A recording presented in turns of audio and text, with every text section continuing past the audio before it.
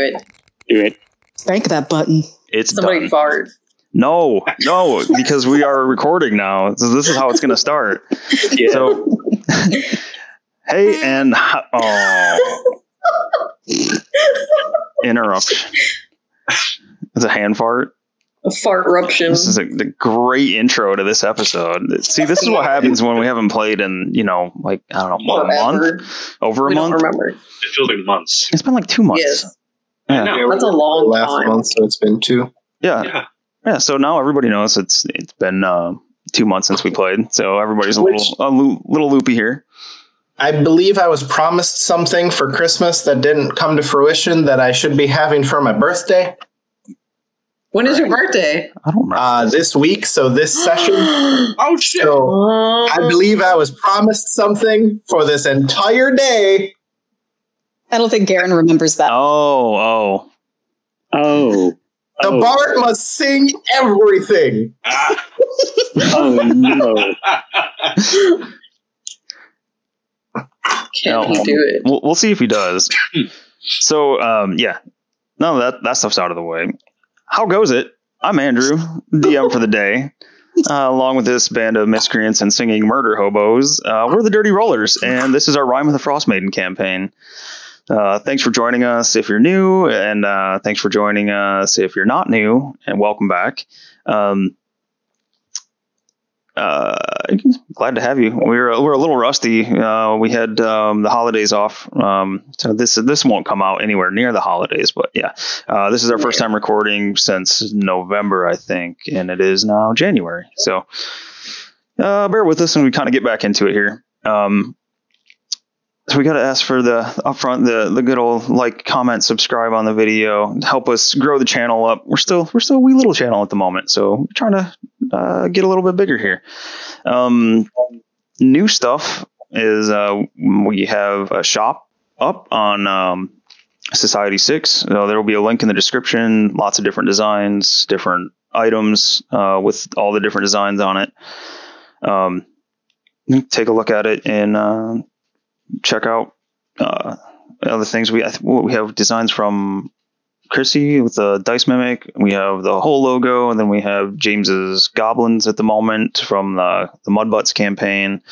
And we'll keep adding designs to it as we go. But it's new. It's exciting. It's fun. Some of that stuff looks really, really good on some of those things. Go get yourself a nice dice mimic pillow, a goblin mug, a logo. I can't wait for the blankets to be up. I want to see the blankets. I'm going to be cuddling with all my pillows. I'm going to make the most coolest pillow fort of all time. Oh, we need a Tumpy body pillow that you don't want to hug because it's covered in spikes. That you hug? Yes. Hug the Tumpy body pillow. All right. Can the Inga body pillow be something completely different and not used for pillow?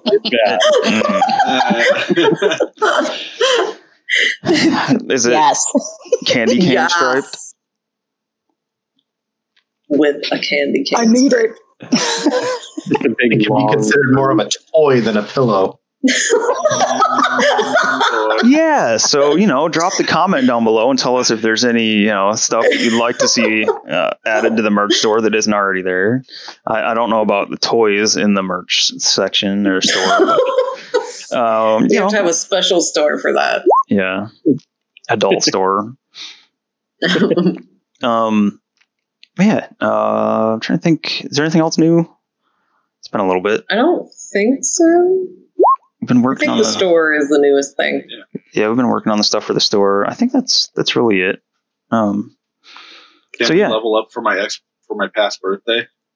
No. Sorry, I'm just. You guys are over leveled, although you're slowly catching up to where we should be. Yeah. On that note, you'll notice if you've been with us, you've already heard this. If you're new, the group is a little over leveled since. We started out before Frostmaiden as like just a homebrew campaign, and then when we got into Frostmaiden, they were a little over leveled already. So kind of throttled them back on the XP gain and leveling, and then as soon as they catch up in the book, then we'll start progressing a little more as normal. But they got a shit ton of magic items to make up for it instead. So Isa, yeah, and Isa Claus. She give us many items. So yeah, to catch everybody, including myself, back up, I think Mr. James has a recap for us. Would you want us to introduce ourselves before? Or after? Oh, yeah, you want us to do character intros? Sorry. Yeah, I told you we're rusty. I'm rusty. So, Crissy, who are you playing?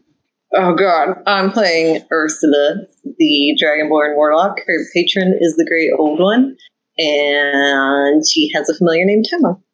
Mm-hmm. You found out your patron's name not too long ago. Isa. Isa. Yes. Isa is wonderful. Looking forward to getting to that quest line later on. James, who are you playing? You didn't skip over Igna, did you? No. Oh, sorry. I'm just going by the order of the your guys' stuff on my screen. Oh, okay, my bad. I am James, and I am playing Gu, the Warforged Monk of the Four Elements. Excellent. Matt. Igna, the love muscle, and physical muscle, Mantor, barbarian, Path of the Wild Shape, I think it's called. No. Path of the Wild Shape? Path of the Wild Magic? Wild? Is that what it is? I always forget if it's wild. Yeah, because I don't wild shape. Yeah. Wild magic? Wild magic. That's what it is. Yeah. And one level of fighter so far. Cool. So five barbarian, one fighter? Yes, sir. Cool. Garen? I am Gero, the Tabaxi Bard, College of Swords. Excellent. Jacob? I play Tumpy, the Battle Ranger. Excellent. And we're working on updates to Battle Ranger 2. I'm going to make some changes, make it scale a little bit. I think those I should have done some of the rules he's been playing with for a little while now, but I'm going to put it on Beyond, and everybody can take a look at it and see what they think of the changes and updates. Some minor tweaks, some bigger ones getting thrown in there. I'll put the link in the description for probably the first. No, it won't be in this video. It'll probably be in the next episodes by the time I have it done. And Melissa, who are you playing? I'm Melissa, and I play Cradle Jakili, a pink tiefling Gracia monk. Way of Mercy. Oh my God. She's always so excited. She's pumped. She's ready to go. I think she has to have boner wings. Boneless wings. Boneless. Andy, you have to be mindful of what you say in the first 5 minutes. Hey, I'm watching it. It's 8 minutes. Yay! We passed the non-horrible people test. Yay! For now. All right. I see Constipation Ridge. Sorry. Now we're at James and his amazing recap. I only said amazing because I really dug deep, because the past couple episodes I feel like I was just mumbling and not really making too much sense. So, hey, I'm thankful for you talking when it lets me not talk for a bit. So in the last episode, the crew had made their way past past the partially broken old walls of Caer-Konig with their newly rescued friends, Garrett and Perilu. As soon as we set foot in town, we were greeted by a silver dragonborn named Trovis, the official town speaker, supposedly. I only say supposedly because he kind of seemed to be a drunkard. But it was brought up to the crew that Garrett and Perilu met their ill-fated party at the Frozen Far expedition. And as we went there, we ended up hearing rumors about missing pearls or jewelry. And at one point, we had, after going to the Frozen Far Inn, I believe I think we parted with Perilu and Garrett there, or was it just Perilu that stayed? That part I didn't have written down. I think they both stayed behind at Frozen Far Expeditions. Yeah, I think so too. So after a little bit of time there, we made our way a bit more through town, and we started passing a business called the Hook, Line, and Sinker. And the owner there, I think we were going to buy supplies, and the owner was interested in all sled dogs as well as the sleds. And he was willing to make a trade for these winter axe beaks, which were crazy awesome looking. And but after a bit of talking to and some persuasion towards our boneless winged monk, we all agreed, though it was heartbreaking for the boneless meat queen herself, to part with all the dogs we had named and cared for, after us killing their previous owners, of course. And we also heard about 2 missing goats from the Hook, Line, and Sinker.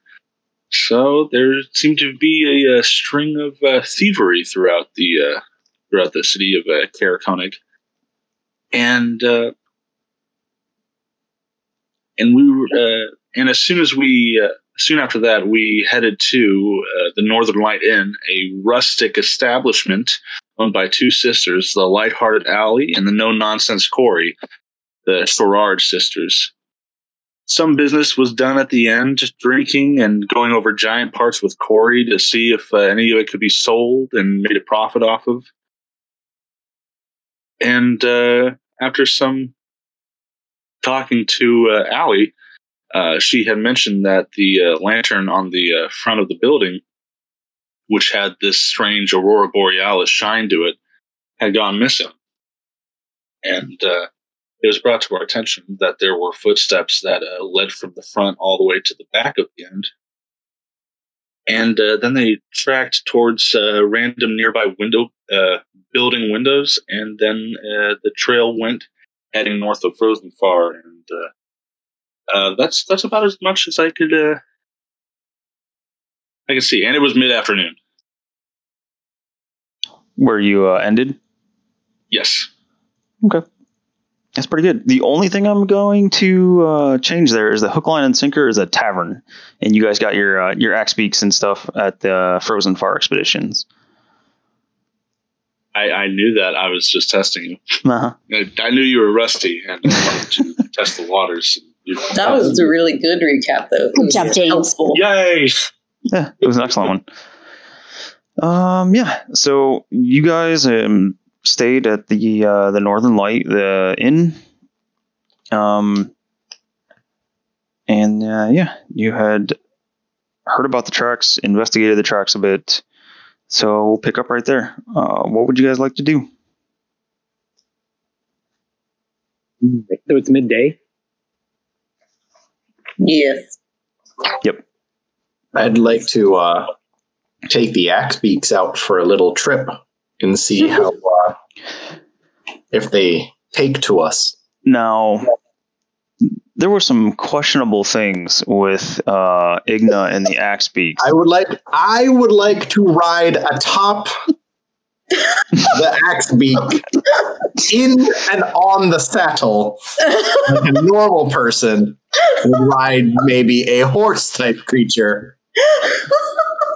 No, you're not going to ride in the cloaca? I would not like to ride anything except on top of the axe beak, sitting upon the saddle, dick slung over the side. Now, is Igna worried about what time of the month it is with these axe beaks now too? Because that was no, that doesn't matter right now. Okay, that was a concern before. I just want to clear. Yeah, it doesn't matter anymore. Okay, no longer of import. Okay, I just want to make sure there that everything is kosher. Is anyone chaperoning Igna? Do they trust him with this axe beak? Well, I was busy at the back of the inn, so it was not me. Yeah, someone better keep an eye on him. I'm out there with them. I shall assist. I don't remember where I was at. I think I was out there too. Oh no, I'm rusty. I forgot. What? The art. I gotta show the art. I'm rusty on this. My apologies. The art for the intro? The character intro? Character art, yeah. There's Tumpy. Mm. I'm just going to run through these real fast. Igna of questionable ideas and morals. What's behind that stone? What's what? Law. G. Oh, nothing. This is Garrow the Bard. Oh, you're showing the art. Yeah, I'm just doing this real fast. I like showing off the art. It is good art. I forgot to do it. It is all good art. Cradle. Detective Cradle. And Ursula. Ooh. There we go. All right. Igna is mounting his axe beak, getting ready to head out. Cradle is on her axe beak. So, what was Cradle's axe beak's name? It was Cluck Norris. Okay, and Igna's? A quack Obama. Quack Obama. All right. These are great. This poor magnificent beast. Where's that axe beak?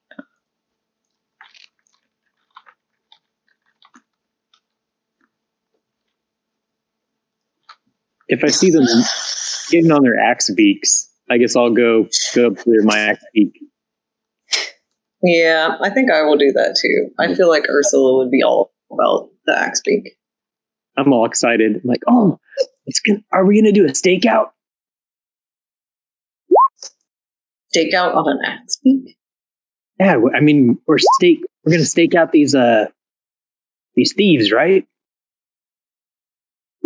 I suppose so. Do we know they're coming back to the tavern? I don't know where they're going. You gotta find them. Tumpy is destroying the town. Yeah. So everybody, watching, guess which person in the group is the most impatient.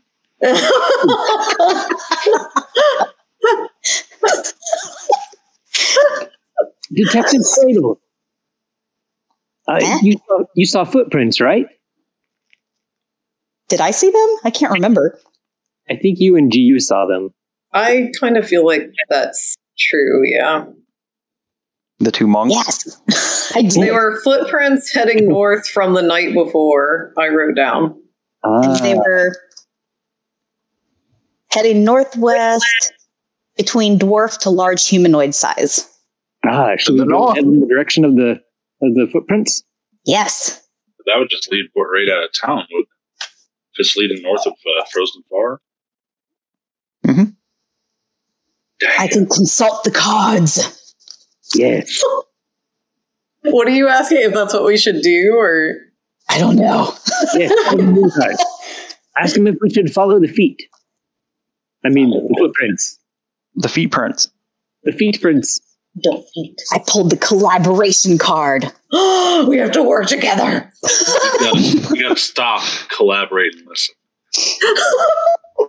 Cards say collaboration brings visions to life and teaches us how to work with others to reach a common goal. Well, damn. Does that mean we should all hold hands while we ride? we should all hold hands together and ride to the north. I walk up, grab Ursula's hand. I'll grab Igna's. Oh, that's not a hand. Ew. Oh, I was sitting here waiting for that, and I didn't have to wait long. I thought that was your arm. It's a baby arm. A baby arm. If he flexes, does it? Never mind. I'm not going to go there. Sorry. Oh no! All right. Yes. So who is out following the tracks? Everyone? Or, I don't know. Is Tumpy going too? And G? With the party. That's always a good idea. I remember G, Ursula, Cradle, and Garrow were following the tracks, and Ignos is trying to make friends with his Axebeak. And I think I can't remember if Tumpy was meeting his Axebeak or was in the tavern having another drink. I am not certain Tumpy has an He axe. doesn't have an X-Beak. He just has his bears. Yeah, Yeah. his Okay, birds. yeah. Actually, I think he does because we had enough for one for everybody. Maybe we got it like as an extra just in case. Oh yeah, that's right. We did because I see we have one named Wonton and Tauntaun. Yeah. And then Lil Venus, Cluck Norris, Blizzard, Lil Venus. and yes, Yeah, so Tumpy's will be Tauntaun. That's Quack right. Obama. Can't forget Quack Obama. some say he was one of the greatest Axebeaks leaders of the modern generation. Cradle's going to look to Geo. Should we follow the footprints? What do you think?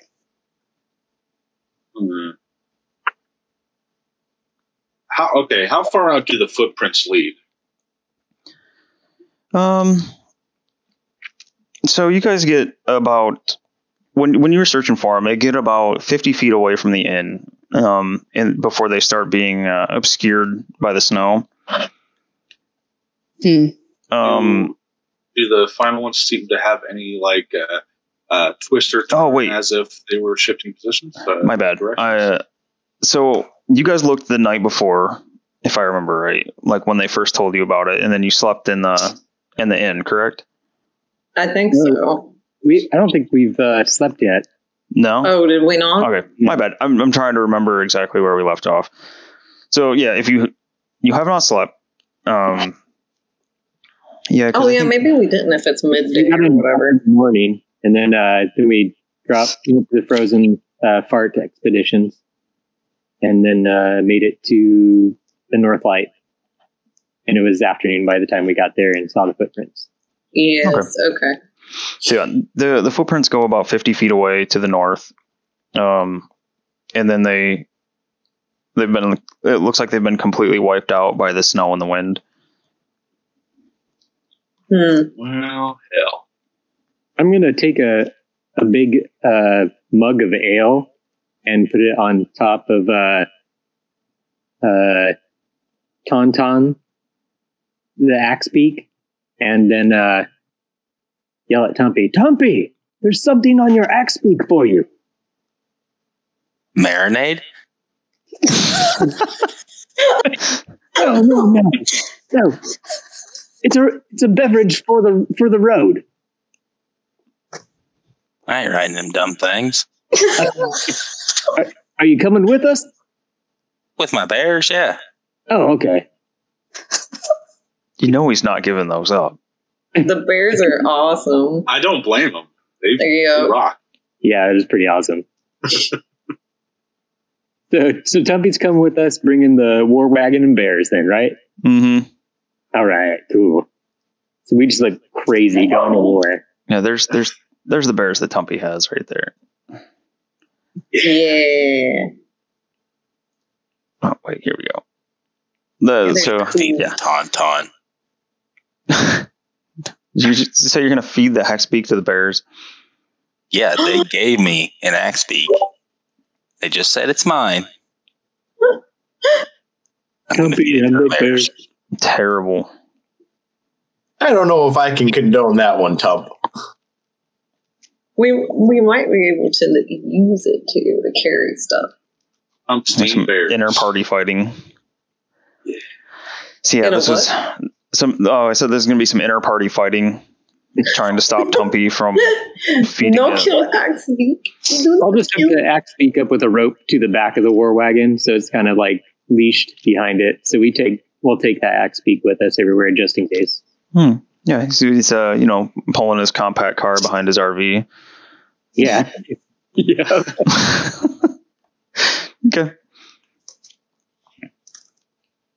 And then I'll quickly down the mug of ale that I put on it. You stole his present. Now he can't have beer battered bird. Don't we have like multiple casks in the bear wagon anyway? Oh yeah. Yeah, for anybody who's just watching for the first time, I recommend going back and watching to see how they acquired the war wagon and the bears, because they weren't really supposed to have it, but somebody may have one-shotted a guard from the top of it, which led to Tumpy having a mobile war wagon pulled by polar bears.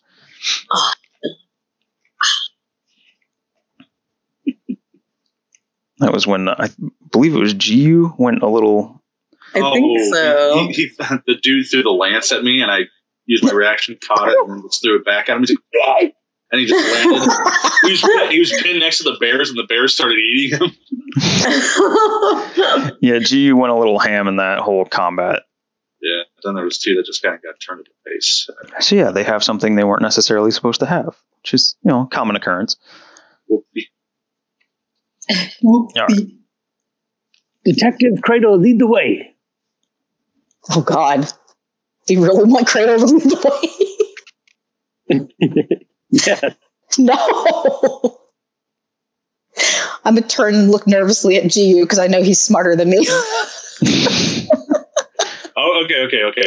G will walk up and be like, GU. all right. I figured at this point it would be like, if you want to make a perception check, I can try to help you to give you advantage if that would be possible, Andy. Oh, are you going to take this as a teaching moment? Teaching moment. Teacher GU. Yeah. So yeah, you can have advantage on a perception check, or Oh, no. not perception. It's a survival Oh, if you're trying to find footprints. or that one. Oh, God, that's even worse.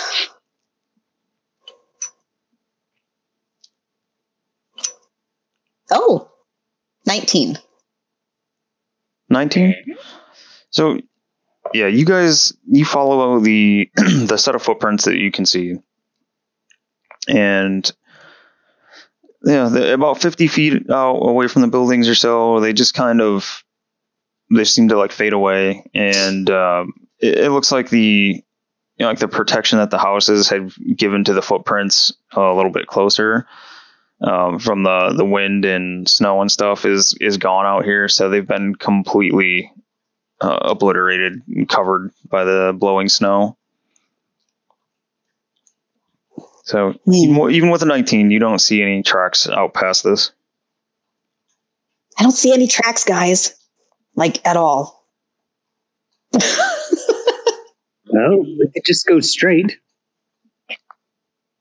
Uh,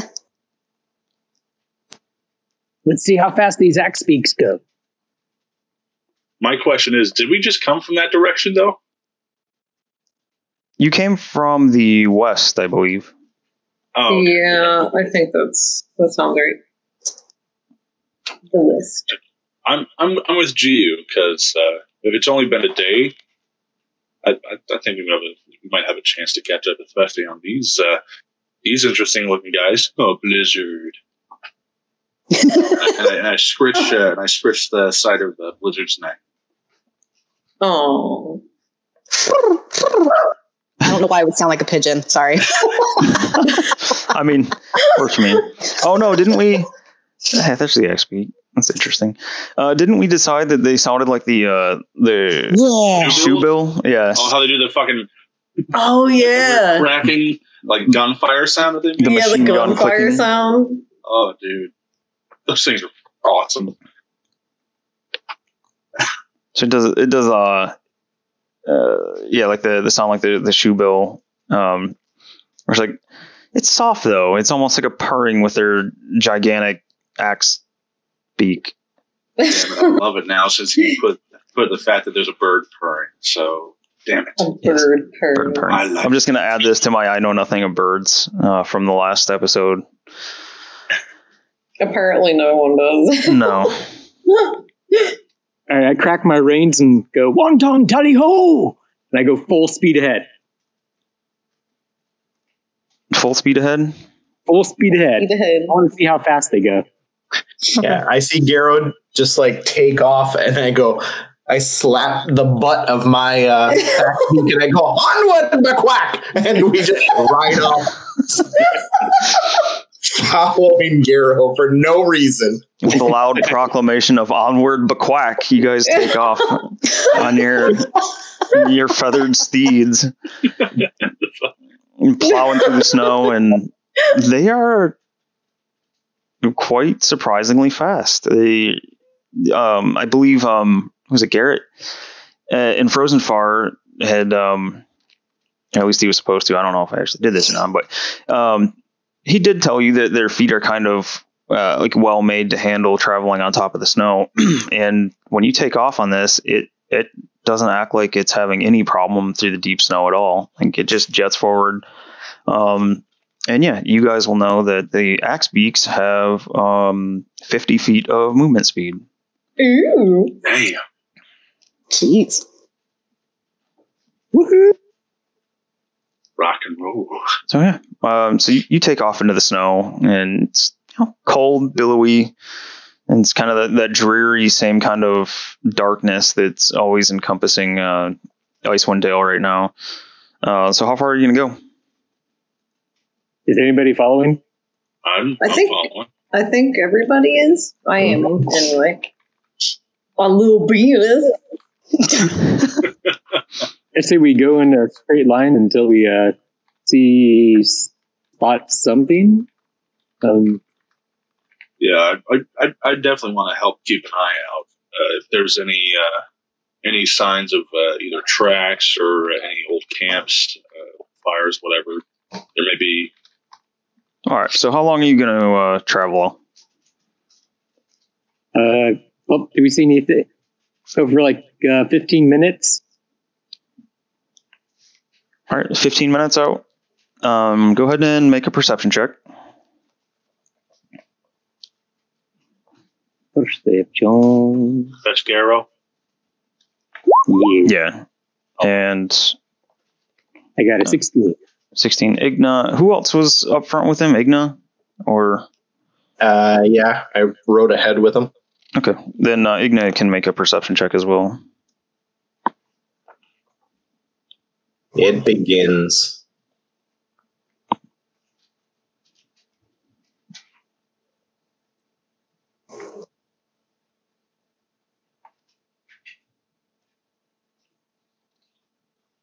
Uh, 12. Yep. So you guys don't see anything. You know, there's no sign of fires, no tracks. It's just let's see, with the 16, Garo, you have a feeling that getting out away from the town and like the shelter, like that it's like a windbreaks, like all these houses, and if you remember, Caer-Konig is kind of built up on tiers, right? Mm-hmm. So the tiers descend down to the water, so providing some like windbreak. But now that you're out away from that, the winds are kind of nasty out here, and it's just blowing, billowing snow all over. It's not a blizzard yet, or it's not really close to a blizzard, but it's just a constant blowing snow that makes things hard to see. So yeah, about 15 minutes out, there's no sign of anything. Is the wind too strong for Tamo to fly in? What's his fly speed? I was going to say 60, but Tim's gonna blow away. let me make sure that. Actually, I guess that doesn't really matter. It's 60, yeah. It'd probably be based on his strength. His strength is not great. Like 6, it looks like. 6? He'd probably have a hard time. I think you mean it's non-existent. Yeah. We could tie a rope to his waist and we could fly him like a kite.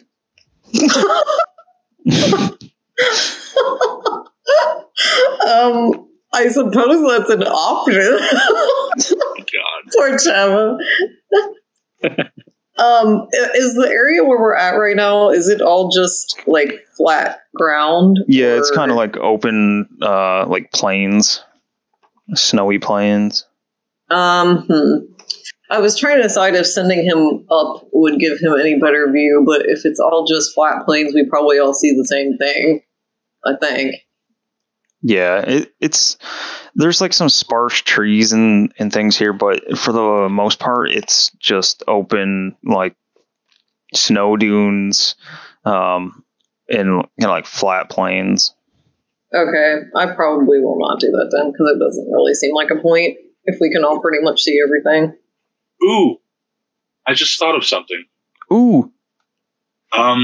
Okay. So about hanging out with Garrow and Ursula, would either of them know about anything that would make you fly, spells or anything like that? Since they're arcane users? Yeah, they would know of spells that allow someone to fly. I would definitely ask them, being now only because the whole Tamo situation was brought up. I would ask and say, do you know if there are people that can cast spells like you, but are there any that can cast spells that would make you fly? Absolutely. Yes, for sure. Because now that I think of it, we saw that there were some of the tracks going around some of the back alleys between houses. But what if that was... I don't know. I'm thinking like maybe they went around all the houses, they went through the back alleys, and then they walked forward. And then after a little bit, they started flying. But what if they flew back into town to cover the tracks? Oh my, we're after a flying thief? I'm only making a guess. How do you catch a flying thief? Hope for the best. For the best. Considering it's getting a little rough out here, I mean, I don't think there's any other reason to not think so. Maybe we should go back and set a trap.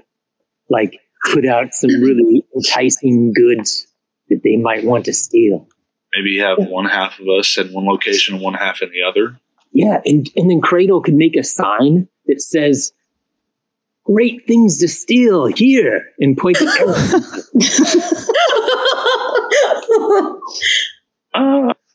I don't know if I think it would be a little too obvious, and he might get a little suspicious. That might scare the thief away. Oh. Well, it may be just cool stuff over here. Maybe if maybe if we go back to the Frozen Far, have a conversation with the owner. But if I don't know how to say this, make it seem like we're leaving valuables there for them to hold on to. So if the person is going to be stealing, they might be attracted to that area. Oh, I get it. So we'll stand outside going, just leaving some valuable stuff here. I mean, we could, if that's our plan, we could also leave the war wagon unattended, quote unquote. With Tumpy hidden inside? And see if someone tries to steal it or what's inside. You're like the shittiest Jack in a Box ever.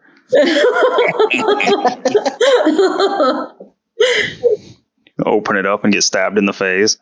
I heard of something like that. It was called like the Trojan Mule or something. You know what? That's not a bad idea, because that would be closer to the outskirts of town, so that might attract the thief a bit more. You may have to hide the bears as to not scare people away, but if we leave it true. And make it look like it's just been abandoned, I don't know, maybe that'll attract someone. If he's a true thief, he'll try to sneak past the bears. Thieves are crazy. Do we know if these thieves were coming like every night, or I can't remember if it was like a nightly thing that was happening? It seems like, well, why don't you roll history, see if Ursula remembers. History. History. Let me see. 16? 16? Yeah. So Ursula remembers that the sisters had said that it seems like things are going missing overnight. Okay, so it did seem like kind of a nightly occurrence. Mm-hmm. Okay, so yeah, maybe it is better to go back and kind of wait and see if we can catch anybody doing things. I have to go off mic for a minute, but you guys can keep plotting your plan here. Go ahead. Plotting our plan. Keep plotting your plan. Sounds like a good idea to me. Now we just need to find a strategic location in town to plot our plan.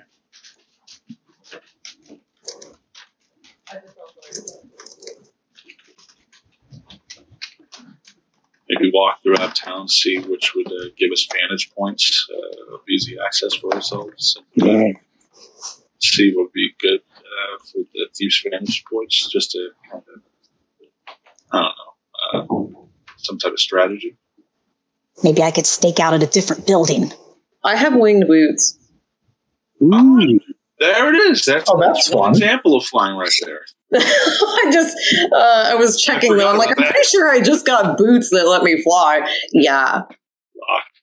Do they levitate you, or do they actually let you fly? While you wear these boots, you have a flying speed equal to your walking speed. Oh my gosh.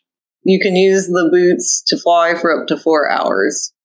That's super cool. Quick question. What kind of dragonborn are you? A very special one. What you mean, though? A black dragonborn? Is that what you mean? So you're chromatic or metallic? Or Good God. What is that? People working our engines because the. Oh, I couldn't even hear Matt over that noise.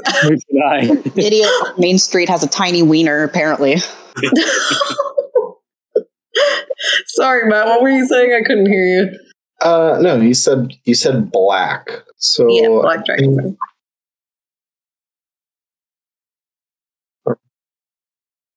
Black's chromatic? Acid resistance and acid spit, acid puke. Yeah, black is chromatic. Oh, right. Yeah. Little xenomorph.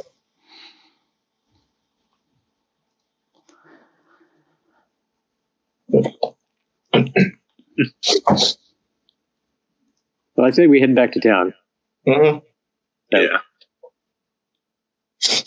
Do we know if the stuff that's been stolen is like a certain area of town? It's just all over? So what you guys were told, was it sounds like it's a little bit all over the place. Like all over town, that is. So specifically, make sure I'm not missing. Okay. A pair of goats stolen from the local tavern, which you guys found out to be a hook, line, and sinker.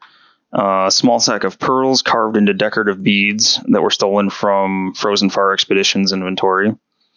And then the color switching magic lantern taken from the Northern Light.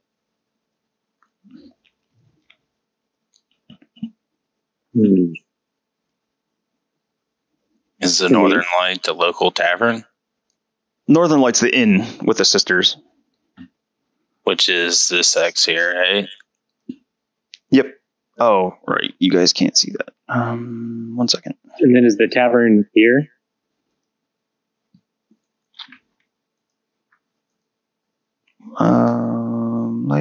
Map layer. There you go.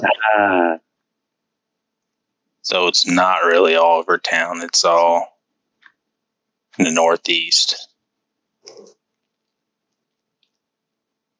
I guess it doesn't really matter because we're going to try to lure them in. Right. I'm just saying, like, we can put the wagon, maybe like, I was going to say, like, just like not right here in the middle. Or how about here in the middle? And then we can sit on the rooftops. Oh my god. Ursula and Tamo could fly around too on opposite sides of something and scope out more area. Ooh, that would be cool. I'm only going okay with to pile this. up a thing of snow and curl up inside of it and poke out 2 little holes. A bank of snow. Great thinking. Where'd she go? Where'd Cradle go? Anybody seen Cradle? She's in the snow going. I love that one. Her tail is sticking out because she forgot about it, and it's like waggling back and forth. This sounds very much like something Cradle would do. Andy, what's the largest, like, I guess, tallest building in town? Or the tallest building in our location over here in this kind of area, I guess. So in this area, it's probably either the Northern Light or Hook, Line, and Sinker. God damn it. Bunch of penises. Every map. All the options. Roll 20, just, give me some options to stop them from drawing and typing on the map. Ruin all of our fun. That's okay. I'm only okay with this idea if we can stable the bear somewhere. Oh yeah, we could stable them right at the Northern Light. I mean, you say that, but I think we need to ask if we can stable polar bears. I wouldn't mind trying my hand at being persuasive. I guess we can kind of stable them without any other animals is what we need to do. That would be preferred. So, you guys will know that the inn, the Northern Light, the inn for, humans and humanoids and, sentient people, they have spots to tie up like horses and things out front. Maybe it's for tying up sled dogs. They don't have anything that's large enough to accommodate polar bears or, away from anyone or the other animals. But Frozen Far Expeditions, you remember, had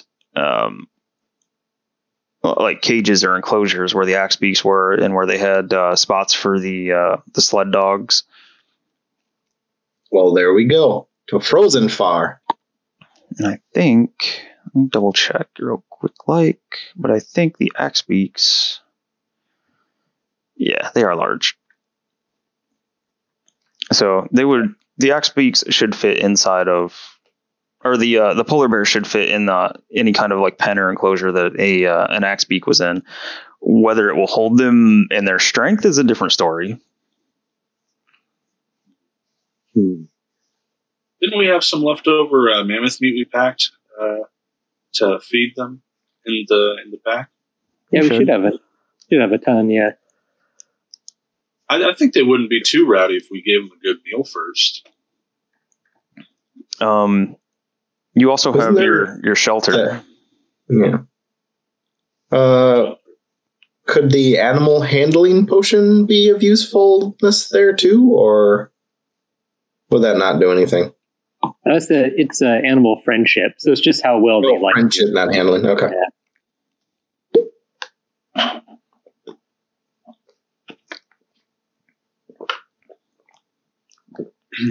Well, should we put our stakeout over by the Frozen Fart, or should we do it more towards the Northern Light? Either way is fine. I guess it doesn't really matter. Don't matter to me. I'm going to stay in the wagon.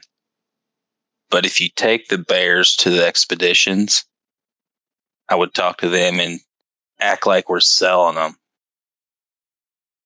So maybe word gets around that the wagon is indeed abandoned, and you know what I'm saying? Makes sense.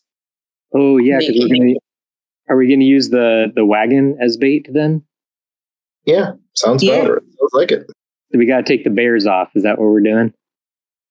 Yeah, that's what they were talking about, putting them in the stables. Oh, you must say goodbye to your bears.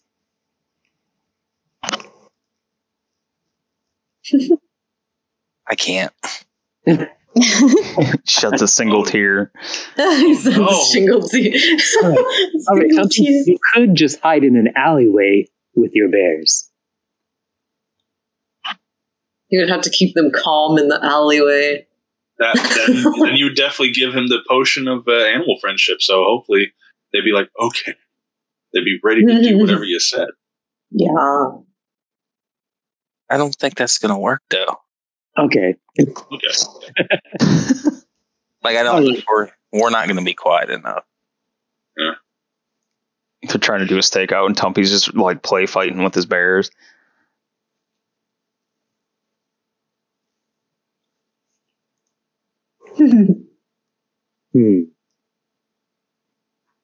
All right. So I guess let's go dump them off at the frozen fart.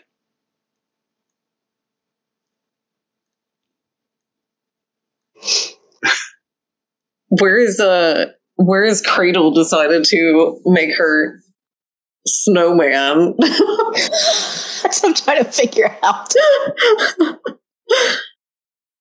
I'm trying to see what was my connection with Tamo length.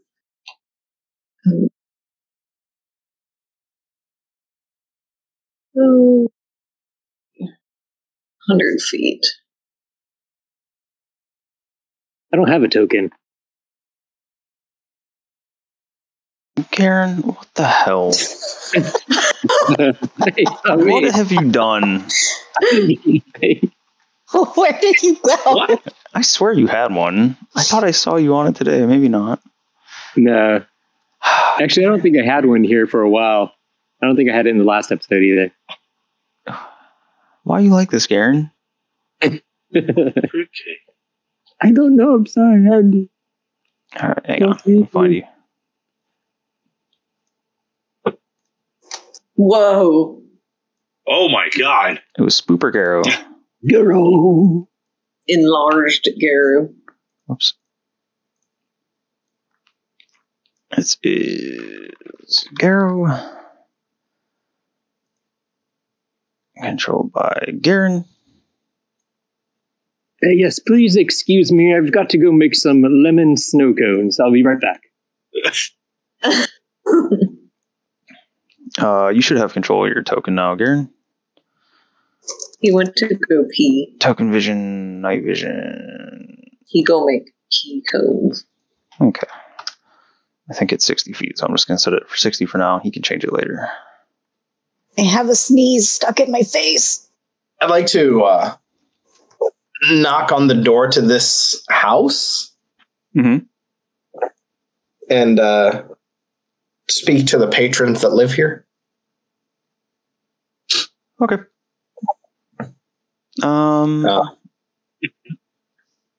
Sure.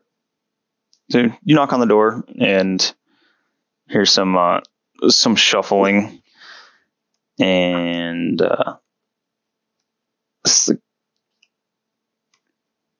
door. You hear somebody come up to the door, and it sounds like they start to unlock it, and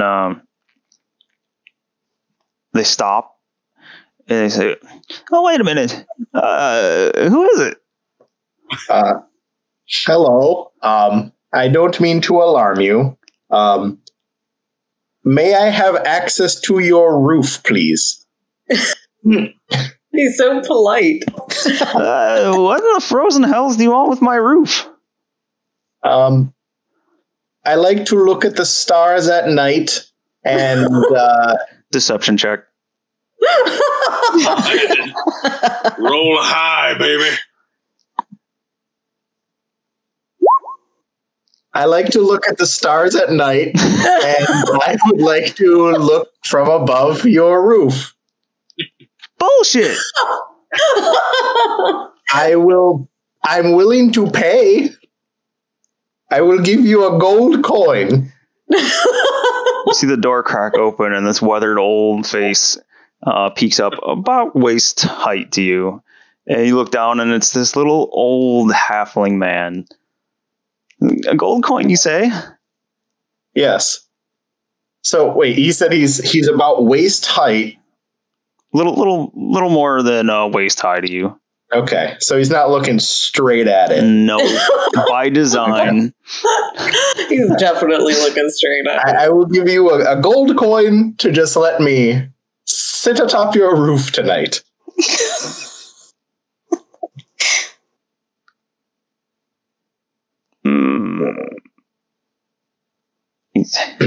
Gold coin to sit on my roof at night. I promise I'll be quiet. What? Can you actually tell me what you're doing on my roof? Yes, I'm gonna look at the stars and maybe some snow. Now, Sonny, I'm old, but I ain't stupid. I have I tell you no lies, sir. I just want to look at the stars atop your roof tonight. I'm being completely honest. That's all I want to do. I just want to sit on this roof tonight. You're not trying to post up and look out up there. You're on deception. Huh? Like but I'm just telling, as far as he's aware, to my truth, like, yeah, I understand the deception check that we're doing, yes. However, I am just saying, I'm just going to look at the stars tonight. That is it. 3 gold, and I don't ask any more questions so long as you don't damage my house or my roof. I will do my best. I will give you the 3 gold. I will give you all 3 right now. How's that sound, sir? Pulls out one little hand and holds it out for you. There you go. 3 gold. He takes it, inspects it, and kind of knocks it against the door frame to make sure it's real, and drops it in a pocket. He says, "You're responsible for repairs. If you damage my roof or my home, come on." He pulls the door open and kind of waves you in. Is it a nice house? It's warm. It's kind of like matches the rest of it. It's, like it's all wood and really like rustic feeling, but it's warm and it has like a country coziness to it. I'd like to compliment him on his nice and cozy abode. Well, thanks, and I know that's why I don't want it damaged. I like the lattice work that you have here on the walls. It's quite nice. My lattice work? Look at that paneling. Yeah. Yeah. And the accent wall you have in the kitchen is most delightful. Oh, yes. My pots and pans. Yes. Which way to the roof again?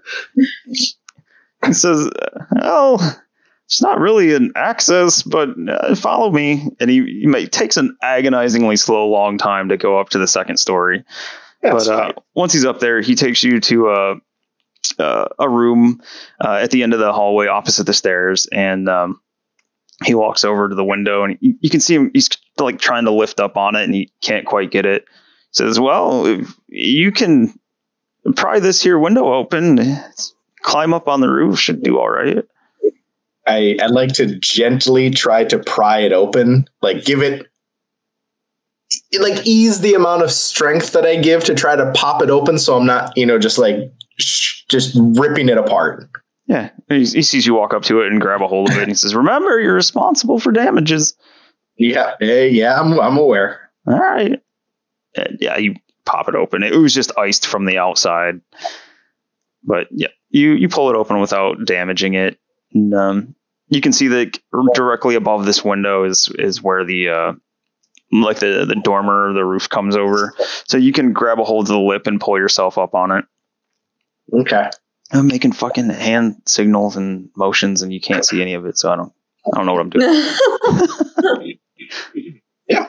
I just sit here for the day. Really slick on this roof, and it is extraordinarily cold being up on top. I would like to cover myself up or bundle myself up as much as I can. And I would like to also... From up here, you have a good view down the road, and you can see a pink moon on the side of the road. A pink moon. Are there any small bits of is there like a sheet of ice that I could like crack off into small little bits? Yeah, I mean, on top of a roof in a winter area. Okay, so I'd like to do that, like just crack little bits of ice, and I'd like to pick them up into my hand like a bunch of pebbles. And wherever I see that moon, I'd like to try to get it. I'd like to throw the ice chips at it. Make an attack roll at disadvantage. So it's pretty far away.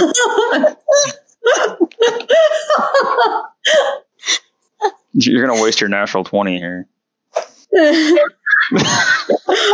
that scared me. Oh wait, no. Sorry. Yeah, no, it is. It's a 21 at disadvantage. Oh shit!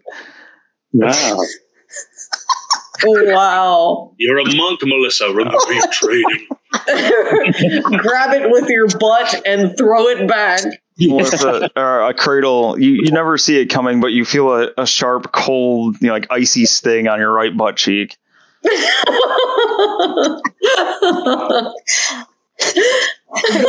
Woo! Oh my god. Well, that looks like a fun game. I would like to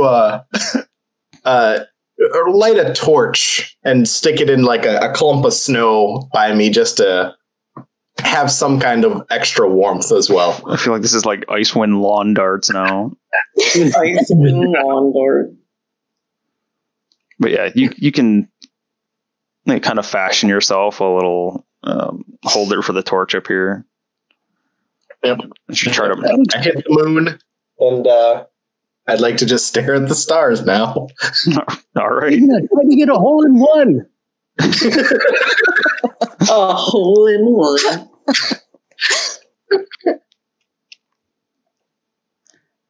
All right. What are the rest of you guys doing? Tumpy's hiding in the wagon. Tumpy is hiding in the. Where's the? Okay, I see the wagon. Yeah, I think we should go with Tumpy's idea and just kind of play it off like we're going to be selling the bear, so that would make the thief think it's an easier target. Oh boy.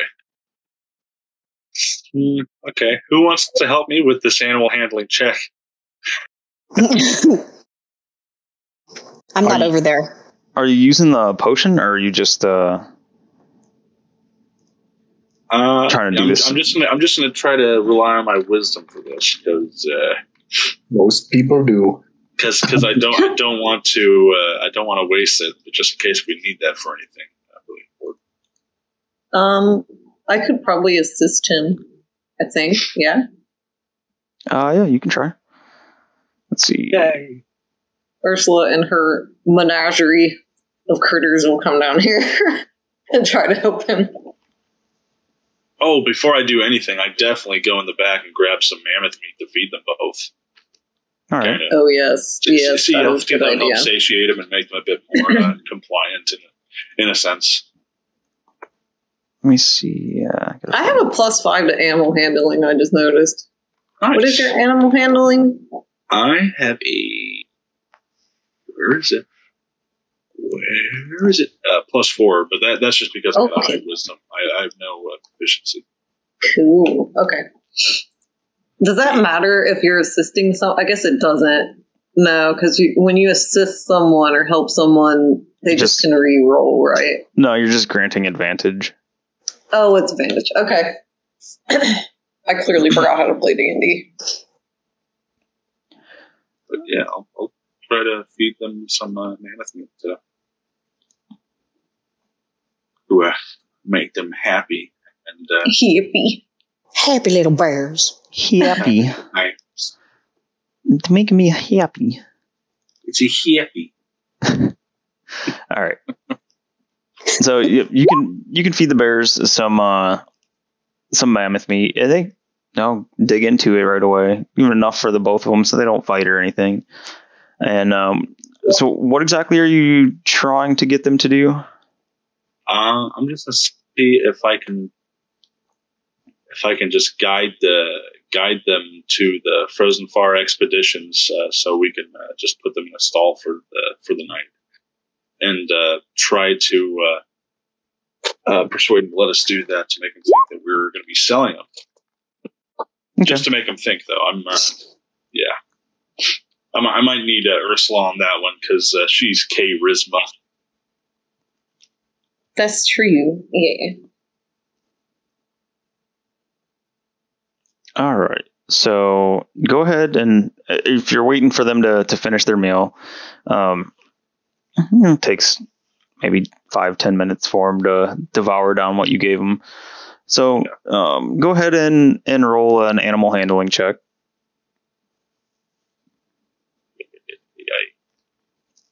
With Ursula's assistance. Okay. If you guys are still wanting to do that. I think so. Okay. I'm going to do this digitally to see how bad this can go. And also, I like that advantage, advantage. Advantage. Rolling. Okay. 22. Ooh. All right. So, yeah. They, the two bears both seem like pretty calm and happy. You just gave them some meat that they really enjoyed. So you have a hold of them by their harnesses, like the leads on their harnesses, and you're able to walk them down Frozen Fire Expeditions. As you're walking down the street, like the townsfolk kind of make sure to keep a very wide berth away from you. Like they're on the other side of the street, kind of like hugging up against the buildings there. There's just this, kind of weird robot person leading two polar bears through their streets, and like you do. Yeah.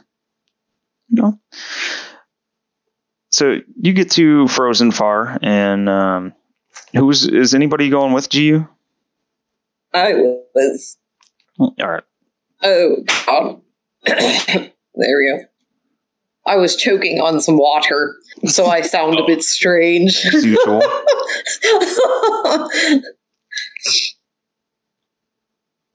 Right. I was just looking at my character sheet, and I noticed a ton of my stuff was unequipped. So I don't know if they did an update or something. I had to go through and re-equip stuff, so people might want to check their character sheets.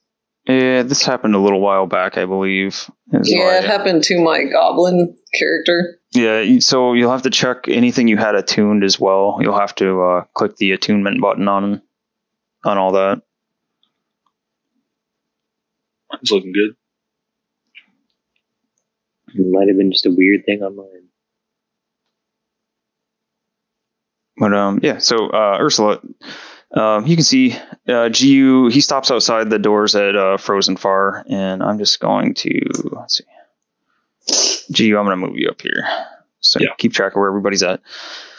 Cradle is apparently still face down in the snow with her ass hanging out.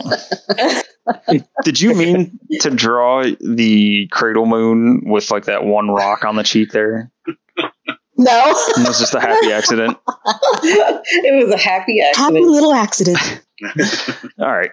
So yeah, GU standing outside with the polar bears, and they're listening rather well, and they just kind of plop down in the snow, like just after a minute, like getting bored. So what are you doing, Ursula? I don't know. So can we... I should say, I assume GU isn't trying to walk into this place with a pair of polar bears, right?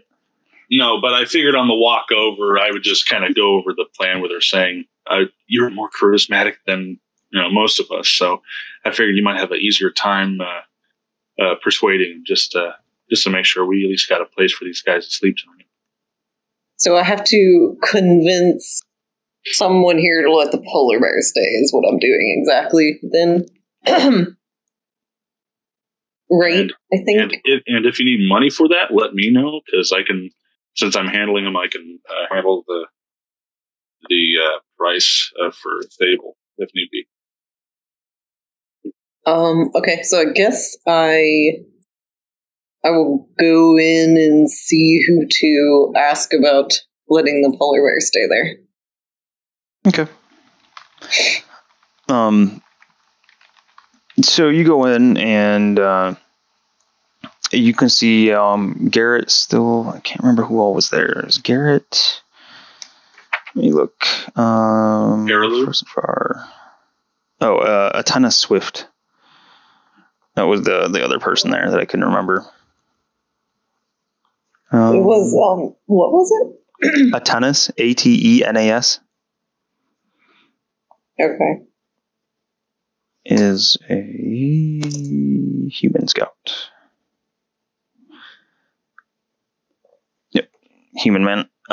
So you can see Atenas and Garrett. He's kind of relaxing behind the counter. They both greet you when you walk in. Recognize you easily. Not too many black dragonborn in Icewind Dale. And hi, how can we help you? Oh, sorry. I'm still like having trouble with my throat. Okay, so Ursula clears her throat and she's like, hello, we were hoping you could house two of our, what would you call them, mounts? Here for a little bit. Oh, the axe beaks. No. Actually, we were hoping you could help us with our polar bears. You can see his eyes go wide. And, you ride polar bears? Well, maybe not ride them, but they pull Tumpy's war wagon. Oh, that makes more sense. He looks at Garrett and he says, I think the axe beaks old pens would do. And Garrett looks at you and he says, do you have anything to feed them? We have food for the dogs and feed for the axe beaks, but I don't know if we have quite so much as to keep a polar bear happy and calm. Oh, yes, we do have food, and we also just fed them too, but we have more. Oh, excellent. Yeah, if I don't think there's anything else out there that might rile them up. Oh no, the dogs. Hang on. Give me just a couple minutes, and I'll be right back. Yes. And you can see Garrett disappear outside, back to presumably where the pens where the axe beaks were stored at before you guys traded for them. And a few minutes goes by, and Atenas is just kind of, he's asking about why you want to board the polar bears there. How you came about such polar bears? He wants to know why we're boarding them there. Yeah, he's just kind of curious, like why you're boarding them there, and where did you even get polar bears that pull a wagon?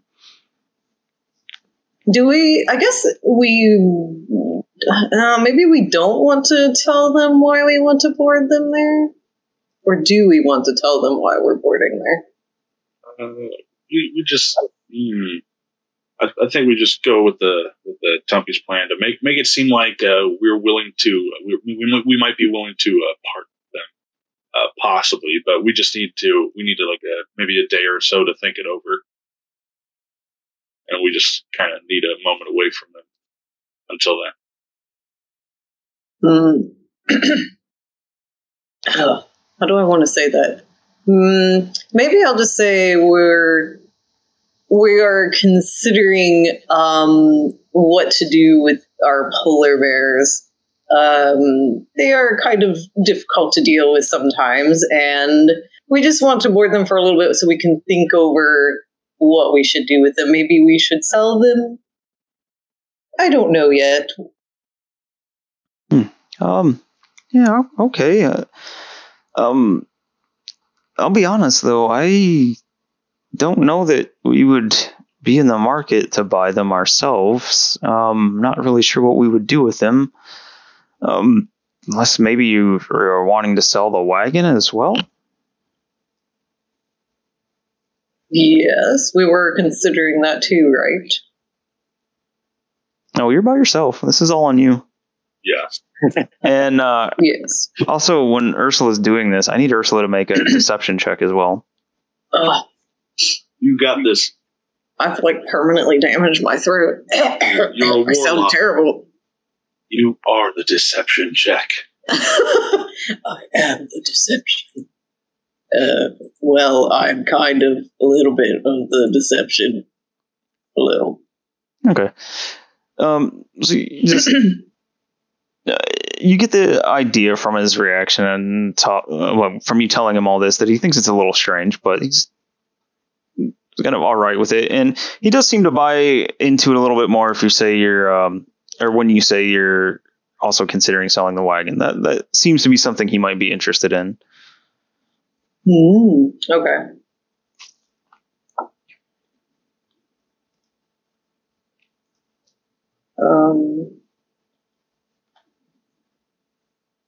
Sorry, I was writing something down. Man, I picked the worst time to be the one talking. That's all right. So, well, after your conversation here, as you guys are kind of getting to the end of it and deciding that, or not deciding, but telling him that you're considering selling everything and the wagon and the bears. Garrett comes back and he says, "Oh, there! I think I've got it figured out here. I've put up a bit of a visual barrier, stack some boxes and things, so the bears they're probably going to smell the dogs, but they at least won't be able to see them, and the dogs won't be able to see the bears, and hopefully that keeps them all happy as long as we keep them fed as well. I think this should do. I hope this isn't for too terribly long, though. I'm not sure how long everyone would stay happy back there." No, I don't think so. Oh, okay, good. I'm sorry. I know we've done business before, but this is going to take a little extra cares. Probably a couple silver pieces a day. Oh, that's fine. Oh, perfect. Yeah. A couple of silvers. Yep. Says we'll take the payment for today now, and then whenever you pick them back up, we can collect the rest from you then. That sounds good. I'm going to give him 2 silvers then, he said? Yep. Okay, I will give him 2 silvers. And you hear a ton of say, when you're heading out, he says, please do consider selling the wagon. It's something we'd be interested in. It's got a very strange design, and I've honestly never seen such a wagon or any wagon pulled by polar bears. Different beasts of burden, surely, but not polar bears. Oh, yes, definitely. I will just confirm all of it with the group first. All right, take your time, and thank you. Thank you very much. It's gonna look all jolly. Skip out.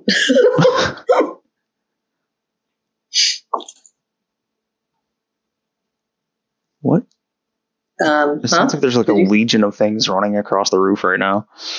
Oh. That's weird. Birds or something up there running around. Yeah, maybe it's the birds. Mini anthros are up there now. Yeah. They're waiting for somebody to steal that wagon.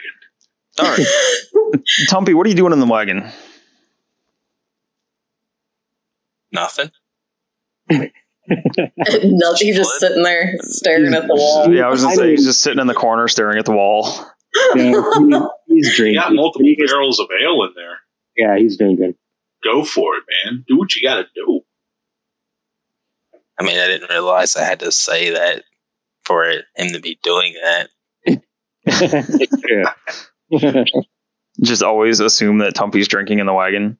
I mean, do I have to say I'm breathing? No. Smart ass.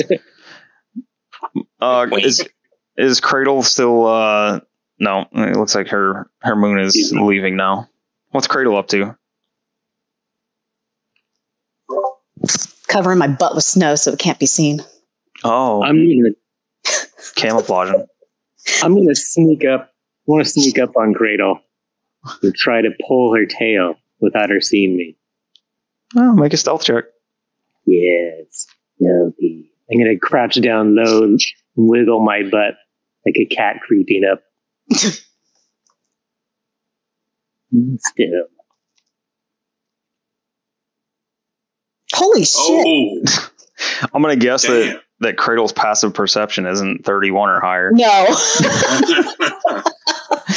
So Cradle, that's natural 20. Yeah. Oh my god. Cradle gets done covering her ass with the snow that's around, but her tip of her tail is still hanging out, and suddenly feels a quick sharp yank on it. Farts a little and blows some snow. Oh my! I knew that was going to be a bad idea. What are you doing? I'm trying to hide. Yes, hide better. Okay, well, cover up my butt. Okay. I make a big mound on her butt, and then I make it look like two big snow butts. Oh my god. All right. So what is everyone doing after this then? So Cradle, actually, are you hiding like overnight in this to try to, I don't know, how are you seeing out of this? Are you just... I poked a hole through the snow. I do have an idea. I mean, I could use a spell and make myself look like snow, but this is more entertaining. All right. Oh yeah, can't you make an illusion? You actually don't have to bury yourself in the snow. Yeah. Okay. So are we gonna lure people? Are we gonna lure them in with something, or is it just the war wagon? Because I've got I pull out of my my sack of stuff. I've got a jewel encrusted scimitar. It's really flashy and shiny. So I was thinking, yeah, I'm going to climb up on the war wagon, and towards the front of it, I'm just going to stab it down into the top of the war wagon. So it's like totally visible and sparkling at the front of the war wagon. Okay. Easily done. Ow. Cradle's injured herself in the snow bank. I did. Does anybody else have anything that looks slightly valuable? I'll put a satchel of 91 gold on there. Oh, whoa. Are you sure about that? What if it actually gets taken? Yeah. I got another 200 after that. If we want, we have these. Where did I just moved it to my backpack. My backpack. Where was it? Where we have we have 11 perfect gems. Like each one's worth 100 gold a piece. You could always put those like there too. More lucrative idea. Yes, but you guys, like what you said, if this is a flying thief, that stuff could be gone permanently. Well, that's true. That's when I look at Garo and I say, I might have something for that. Oh? Maybe. Oh, he's got tricks. You've got tricks, you sly robot. Well, thanks to Ursula's patron, I couldn't have done it without her. Oh yeah, that pizza. She is great. I believe it's Isa. Isa. Pizza? Isa? Jesus. I thought it said pizza. Pizza. Yes, pizza. Pizza the patron. My God. So you guys putting expensive stuff up there? Yeah, I'm putting 91 gold. I'll put 5 of the 11 perfect gems we have. You're hopping down off the roof. No, you can throw them to me. I'll stand on top of the war wagon. You can toss them to me. I'll just toss them down to Garo. Down here! I'll catch them! I throw them down to him. Okay. So yeah. One at a time so he doesn't miss catching them. Thunk. Thunk, thunk, thunk. And I'm going to start juggling them. Performance check. Yes. It's unnecessary. You kind of fumble them around, but you pull it off. Ta-da! Now put them in a nice little pile. All right. Is this land over here? Is it kind of flat, or is there like kind of like hills and ditches kind of throughout it? Well, this land is my land. This land is your land. Right under the Northern Light text, it's a little flat, but you can see that like it kind of gradually slopes up. You know what? I might. How high is that little balcony? Is that just like about a 7 to 8 foot balcony? Which one? Sorry. This one right here. It's less of a balcony and like probably more of like the roof of like the like porch, like the first story porch. Are there any windows near that area, or? Yeah, there would be windows on the first floor looking out towards the road there. Alrighty. I'm gonna do something real quick. I'm sorry, everybody. I'm gonna go to it and I'm gonna knock on the front door. The front door? Yeah. Over here? Oh, that is the front. Okay. I thought it was facing inwards. Okay. That makes more sense. All right. But yeah, I'll knock. Okay. You knock at this one and you wait for a minute. You don't hear anything. And then knock again and you're still not hearing anything. Doesn't seem like anybody's there.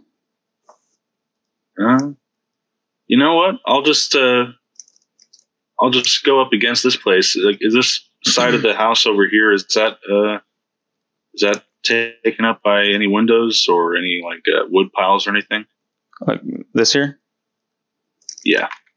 Maybe just like odds and ends, but like nothing too big or bulky that you couldn't move or any of that. I might scoot something out of the way, and then I'd probably burn 2 key points. No, I'd burn a key point to use Shape the Flowing River just to kind of make not an igloo, but kind of like a little weird, kind of like a weird hilly looking mound of snow there. Like it was just kind of got piled up there. But or how do I say it? Sorry. Like you're trying to make a little shelter or something? Just something I can use as a shelter, like a half shelter, and the other half I could just kind of scooch in with some of the other fresh snow just to kind of blend in, at least attempt to blend in as much as I can. Okay. So yeah, you can do that easy enough. Just like right up against the house there? Yeah. Yeah. Yeah. Easy enough to do. The owner comes out, he's like, "What the hell?" It's like, "Shh, I'll give you gold." Okay. Insta bribe. All right. Cradle's hiding in the snow. What's Ursula doing now that she's done there? What time of day is it now? So it's getting towards nighttime now. Like you guys have looked around and gone out in your little like half-assed expedition out into the plains and the snow north of town here, and then you talked to the Garrett and Atenas at Frozen Fire Expeditions. Igna has staked claim to this old halfling's rooftop. GU has made some kind of little shelter. So yeah, it's getting towards nighttime, maybe 6-ish. I do kind of whisper to anybody that's walking by, any of the crew that's walking by, saying, "I can make you one of these within 30 feet of me if you want to hide near the wagon or away from it."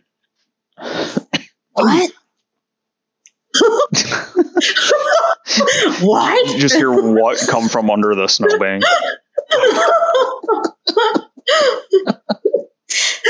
I'll just say, "Do you want to be comfortable or cold?" Comfortable? You're comfortable? Yes. Okay. Just be careful. Don't want to catch cold. face down in the snow, under the snow. Just all,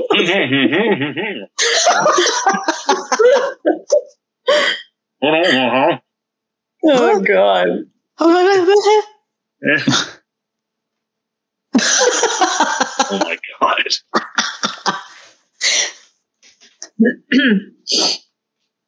Andy, I've got a question.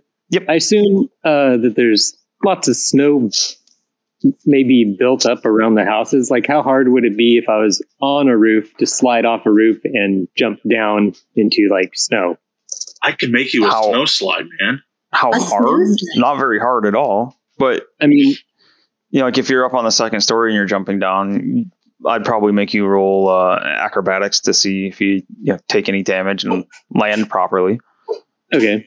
Like, I was wondering if there's snow mounds, like, on the sides of the houses so it would cushion your fall if you did. Yeah. Drop from 2 stories or something like that. I can make you a snow slide. So we have the option of doing athletics instead of acrobatics for that? Sure. Okay. Oh, I don't need... You shouldn't use a key point. I'll just see I could just take a short rest until then. They'll come back. Sleep in his shelter. Yeah, make me a snow slide. Which building should I occupy? Should I go to this one or the North Light? The North Light is the tall. I guess would be the tallest in the area. Yeah, it's right up there as one of the tallest for sure. Yeah, maybe you can always join me. I want to be in the highest point, I think. Oh, wait, Ursula might be flying, right? That's up to her. The camo. That's what I was waiting to find out, but that's why I was asking what time of day it was before I did anything. Oh, yeah. It's getting towards nighttime. Because my boots only go for 4 hours. So... I guess I'll climb up this roof here. It's on the opposite side of Igna. Okay. And would I notice him doing that? Because if that's the case, I'll make him a snow slide to kind of help him out if he needs to. I feel like GU really wants to be Iceman right now.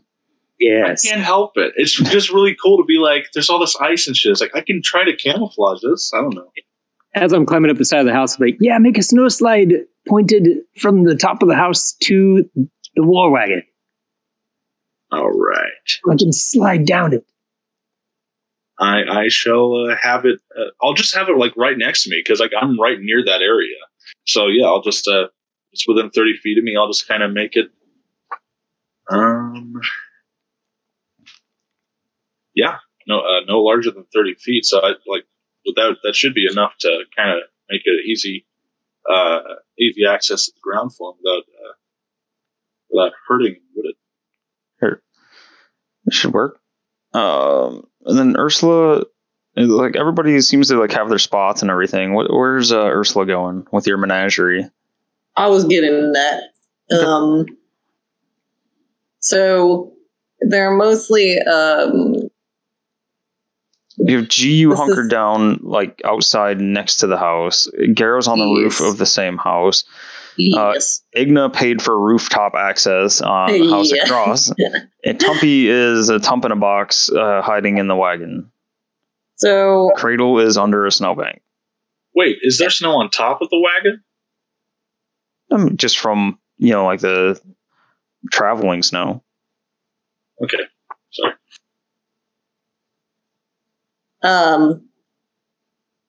So we are expecting probably for them to hit up the wagon.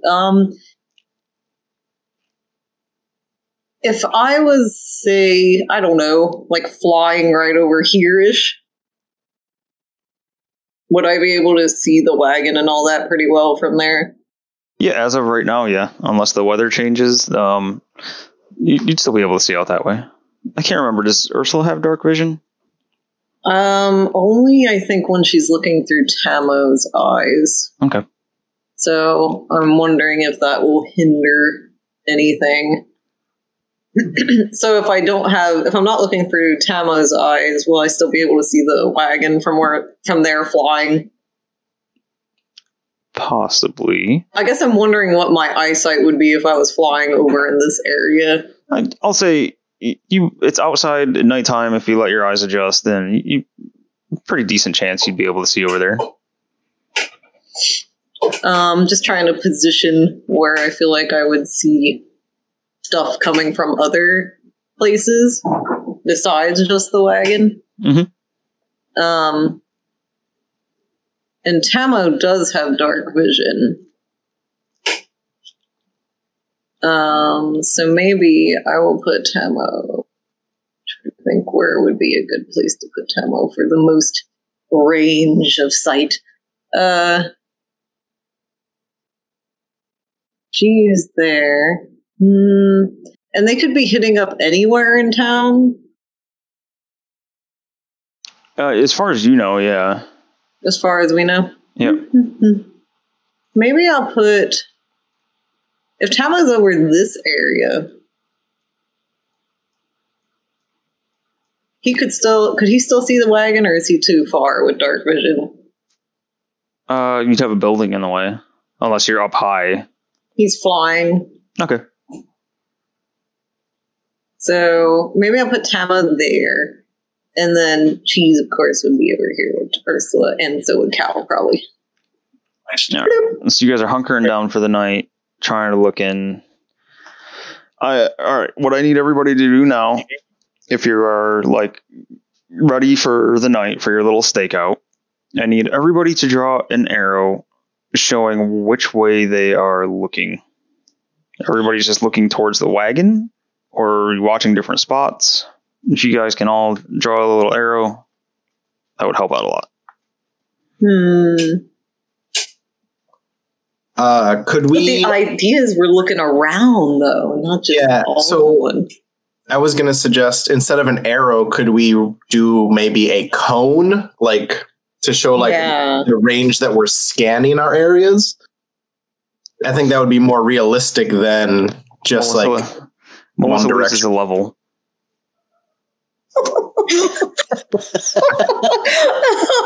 Melissa loses a level across all of her characters and all campaigns.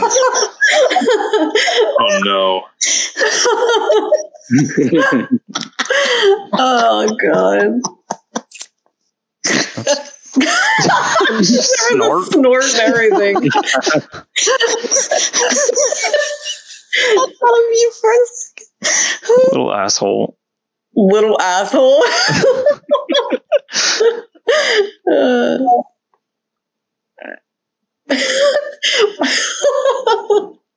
Oh, damn it. Anyway.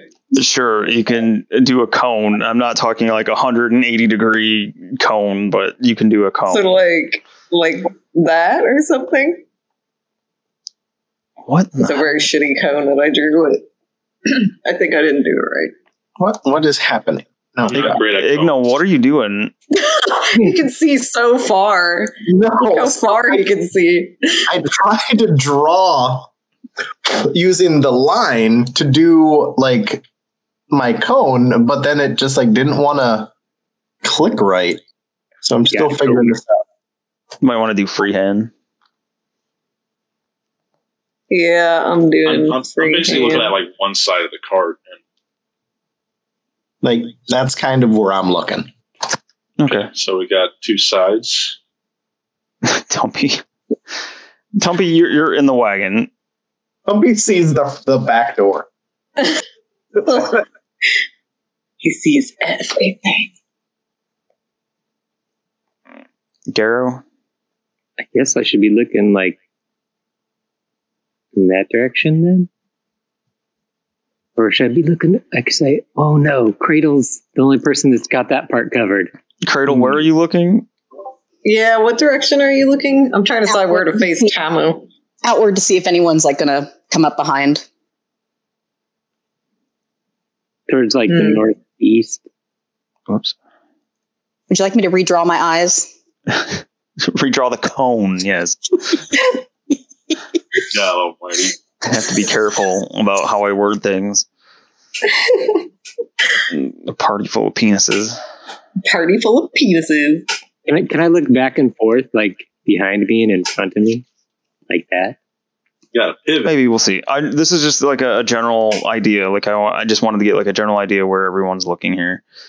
And Garen or Garrow, if you're on like that like right side of that roof, you're gonna have to climb up and over to look on the other side, or like peek I'll up be over. I'll be on the peak of it. Okay, like sitting on the peak. all right. Straddling that roof like Igna straddling his axe beak. Yeah. But Quack Obama. Quack Obama. Yeah, what's up? The first hour that I'm in there, would that be alright if I took that first hour as a short rest? Yeah. Okay. I just recover your spent key point.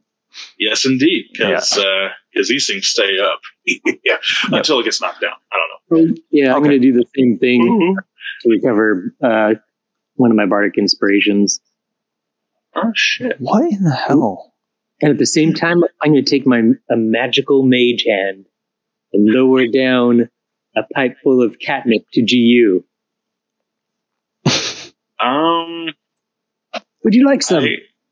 I don't have any lungs, so I think it would be kind of a waste on me. You don't think anything will happen? I don't know, but I honestly think I need to be on guard just in case. Maybe save that for a celebration if we can put an end to this thievery. Okay, right after this, I'll take a rain check on it. Well, for me, I'll buy you an ale after this. Sounds no matter good. Which way it goes. Sounds good, my friend. Positivity. There is a party on the roof.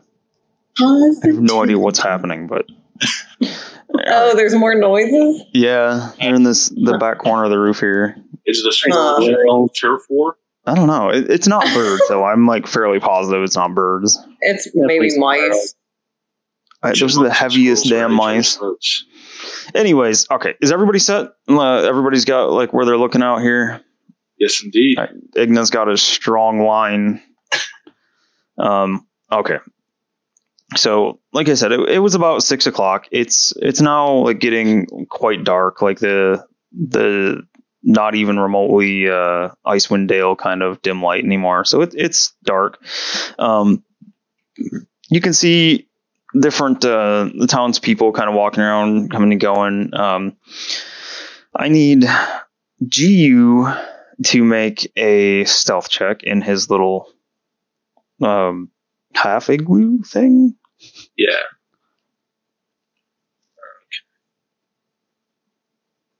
Silvery blue, you bastards.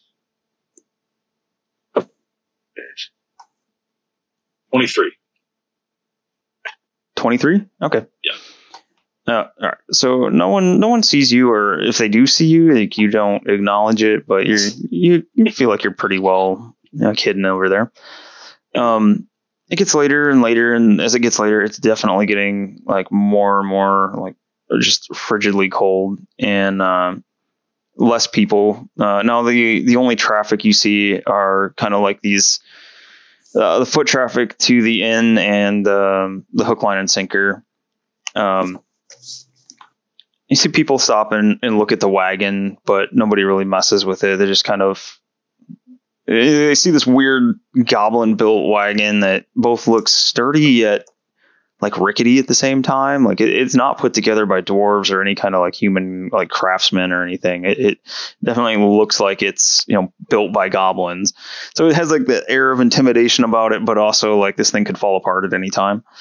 So they get some gawkers kind of checking it out. But you don't see anybody looking shady or anything. Everybody just looks like they're bundled up and like freezing ass cold and just trying to get to where they're going pretty quickly. Yeah.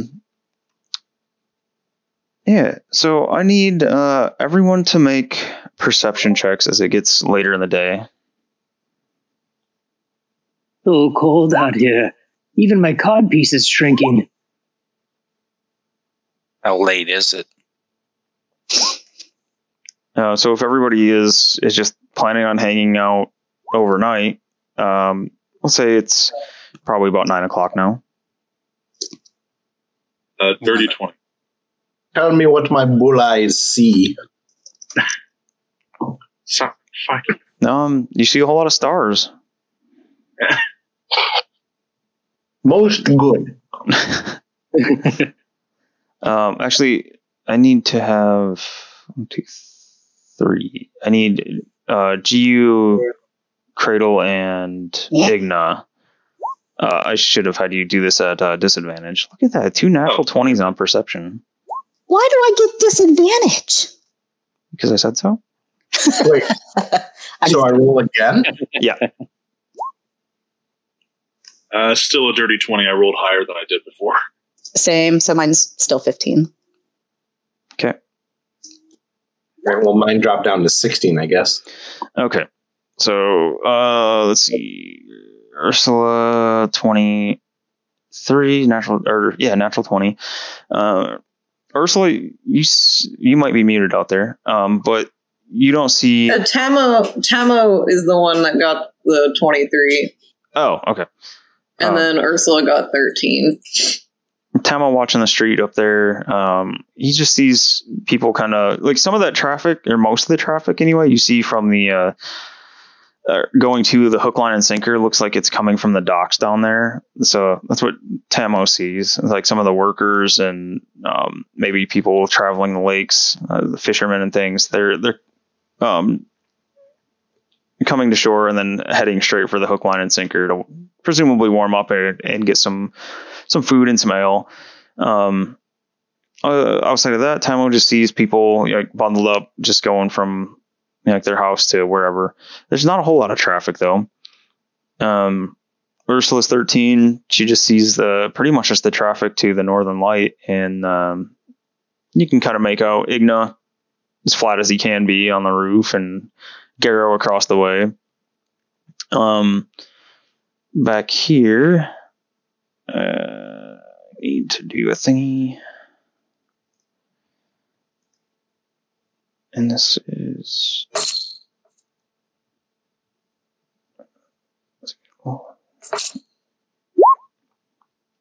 Okay.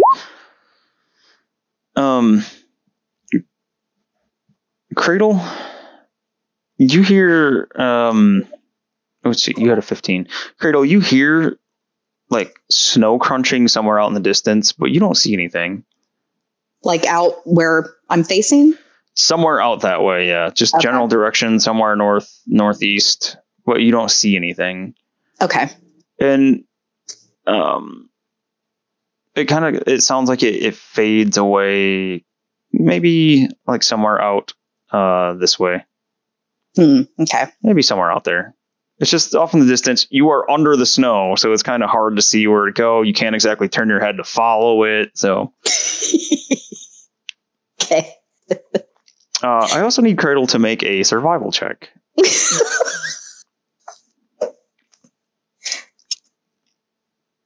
14. All right. You are extraordinarily cold, but you're okay for the moment. And actually, so that was Cradle's. If it gets any later and you guys stay where you're at, I'll need the rest of you to make survival checks as well. Okay. Is this one a normal one or again with disadvantage?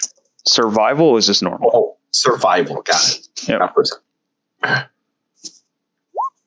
I take a swig out of my flask? Yeah. Oh, you are inside, Tumpy, so you won't need one.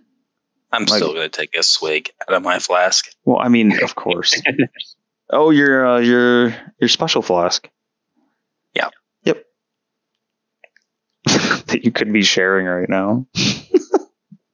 It only fills up with a small amount. Okay. All right. Very good.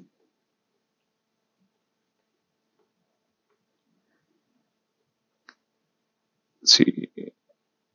It's Igna, G, Garrow, Tumpy's good, Cradle already rolled.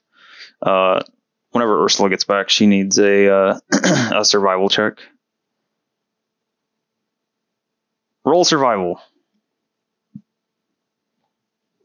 Boom. Did it go? Yep. Okay. Am I surviving? Are you up on the roof? Cool. I was flying. Flying, hovering about. Actually, wait. Is it dark? Is that what it was now? Mm-hmm. Yes. Yeah, we'll say I'm flying then. So, I said it's about 9. You went up there at like 6, so you've used 3 of the 4 hours on your boots.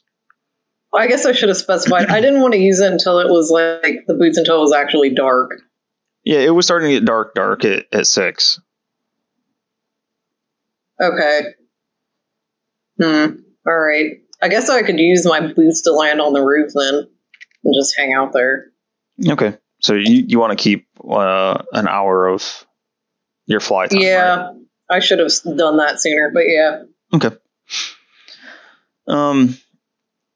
So you were cold from being up there, but you're okay for right now. Okay. Teeth starting to chatter. And then I need you to make a perception check up there. Perception check. I'm gonna roll my dice. 16. 16. Hard to tell from when you were flying, but you thought you heard like some crunching from somewhere behind you, like somewhere like northeast. Somewhere north. But just heard. You haven't seen anything yet. So are you guys all sticking with the plan to stay there overnight? Until we see something. Or unless we, get any word. Okay. So I have to make a quick check for this. Okay. Do.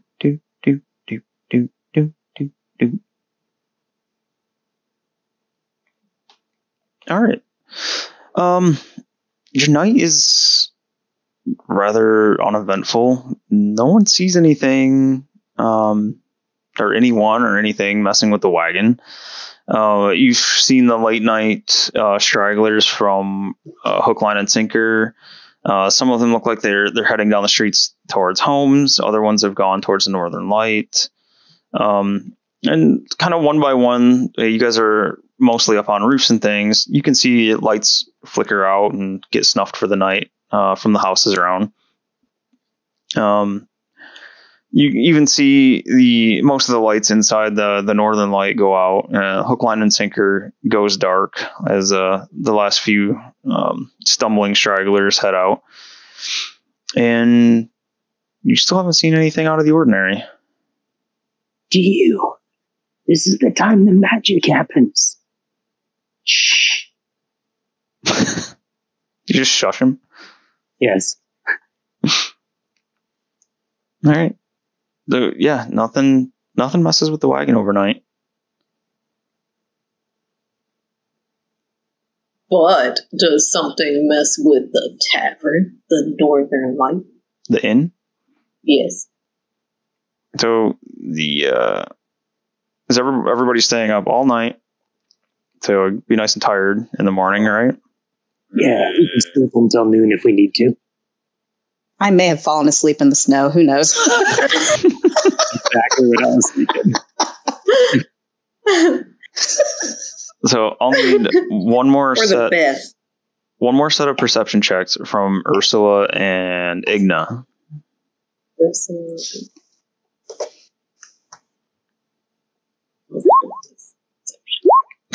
Oh, wow. I'm pretty sure I fell asleep. Yeah. These are bad perception checks. Yep. All right. So your stakeout, the sun, what little bit of the sun arises in Icewind Dale, or what little bit of sunlight comes through, which is to say almost none, signifies morning here. Your stakeout seemed to have done nothing. You haven't seen a single person or being of any kind. go up to the wagon. You haven't noticed anyone suspicious looking, or like really nothing happened. Just seemed like a boring, small, frozen town. Man, that sucked.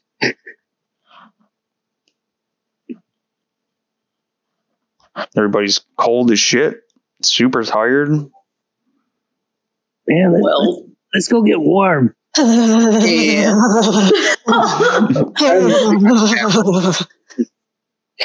Cradle's baloney wings are flopping about in the shivering. No, they're frozen.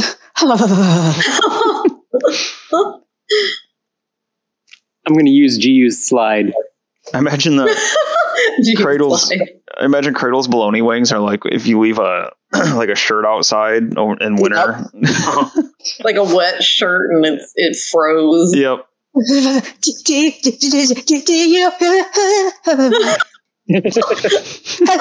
Have you ever made anything warm for wings? Is there any like fresh snow still below the house, the roof that I'm on? Yeah. I'd like to just hop off. Yeah. Do your athletics or acrobatics. 14. Yeah, plop down in the snow. Just fine. I'd just like to follow everyone else to warmth. Okay. Your striped sock, it seems to have gotten a couple sizes bigger. Ooh. It's very cold. Is your sock warm? Oh my god. I don't think so. And I just like to take my hands. Her sweater suit. You know when you rub your hands together and like breathe on them to get warm? No. I'm gonna do that, but I'm not rubbing. I'm rubbing it on my junk, so I'm just like I'm trying to start a small fire in my loins. To get it. So, do you think Igna at this time would be seeing the value and the wisdom in wearing some kind of a lower covering, like pants? Yeah. I mean, I'm all fur down there. Yeah. Sometimes dicks get small. It happens. It happens to every guy, Andy. My wings cold. I kind of wish we could use that as a title. Sometimes dicks get cold. Yes. Maybe we can make something close to that. If it didn't get us delisted and demonetized immediately. Yeah. Sometimes Richards gets cold. I don't know. So yeah, you guys are. It looked like you seem to be congregating back together in the morning. Where are you heading to?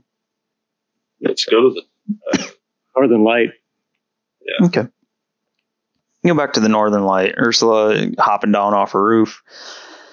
Well, Ursula, when you hop down, especially if you're heading back that way, you see a set of tracks in the snow, kind of all around the inn there. Ursula's going to get all excited and telepathically tell everybody that there's footsteps behind, or footprints rather, behind the Northern Light.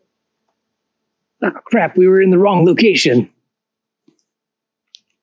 I was almost in the right location. I just can't see crap, apparently. So, anybody looking at the tracks, like, I don't know, let's do a group survival check. Let's see that. A group survival check. For anybody that's over there looking, you guys seem to have just like left Tumpy in the wagon. Is Tumpy sleeping in there? Probably. Sure, let's do it. Depends how early it is. It's maybe like 7 in the morning. I may or may not have just deleted my token. Control Z. Just happened. Whoops. Oh, balls. Is that even possible how do you do that? Oops. Can you just delete your own token? Yeah, I think you can just hit delete on it. You cannot just Control Z it back. Nope.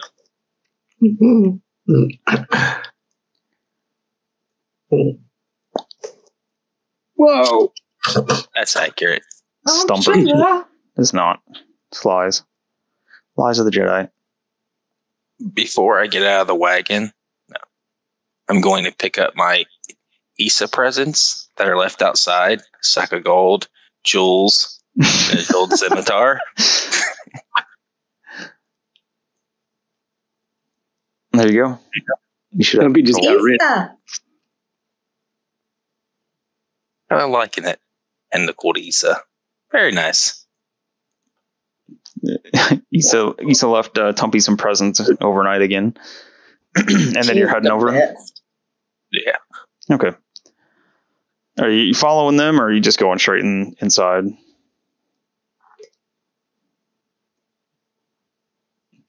Tombert. I'll head that way. Okay. So go ahead and add in to the group survival check here.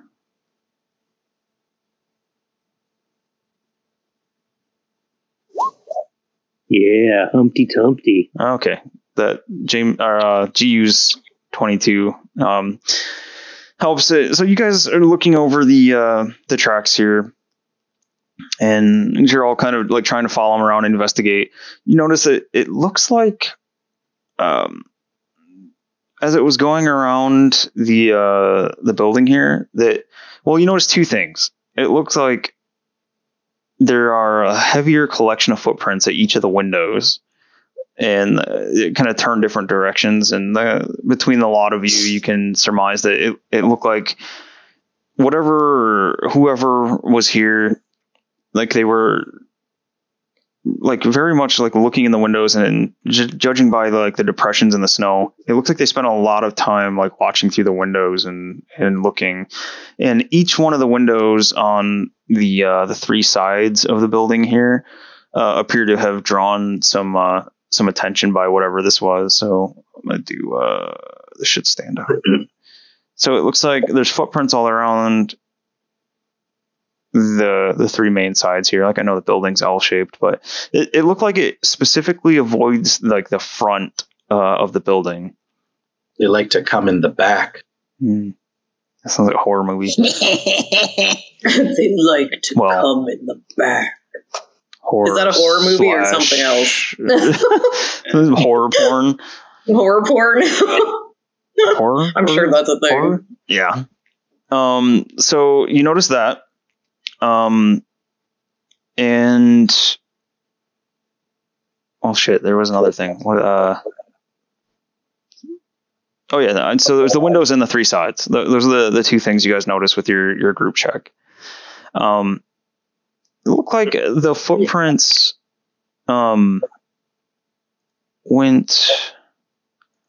started heading down along this building as well, and then they like kind of doubled back and went back up.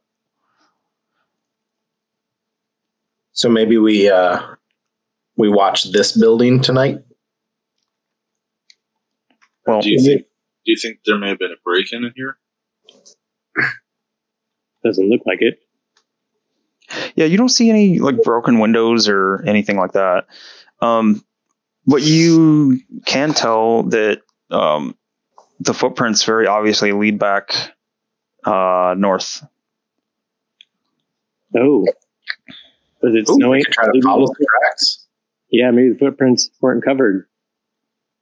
These are much fresher than the footprints you had access to last time. Okay. I say we follow them. Yeah. Okay. Right now, I'm kind of tired. I guess we did. All right. This is the origin of it. So you guys follow the footprints for a fair bit. Let's see. Maybe this time, these look like the same tracks that you saw the other day, where it's kind of humanoid, dwarvish, somewhere around in there. you can follow the tracks for easily a quarter mile north outside of town here. I see. Oh, I'm tired. Can you give me a piggyback ride? You see about a quarter mile out, the small tracks seem to disappear. You can see some much larger, probably 3 to 4 times bigger tracks pick up from here and head out. And you can see let me see if it says. I think it does. You see what looks like tracks similar to what your old dog sled used to leave. Like following the larger tracks leading away. If could a survival check or a nature check tell maybe what kind of tracks they are? Yep. No survival. 16. These, especially like being or having some, not having some, but being familiar with Icewind Dale, these look like ogre tracks. Okay. Oh my! Okay. And these are very easily followable north towards Kelvin's Cairn. Do we follow these as far as they go, and then maybe do a tiny hut and rest? Yeah, that's what I was wondering. And then see what happens when they get back, or something like that? Yeah. We could put up a tiny hut in the middle of their path, or to the side of their path, and keep an eye out. And just kind of watch them. Yeah, for a second, then try to ambush them. And that I can make the tiny hut white so it blends in. Will just look like a snow mound.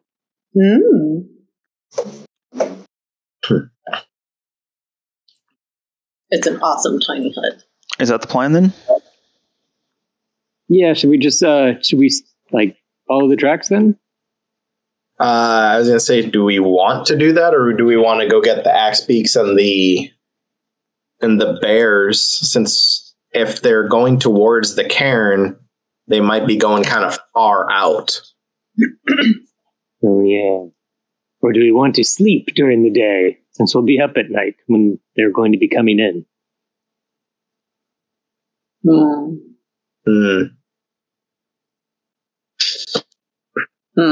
a bad idea.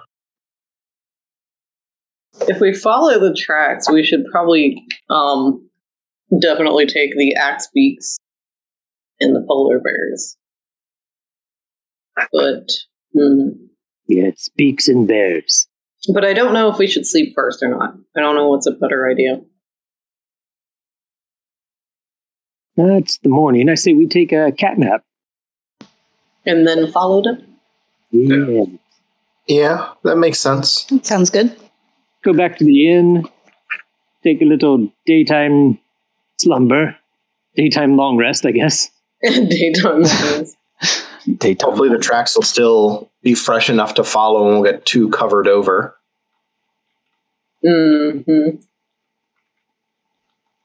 Andy, would we be able to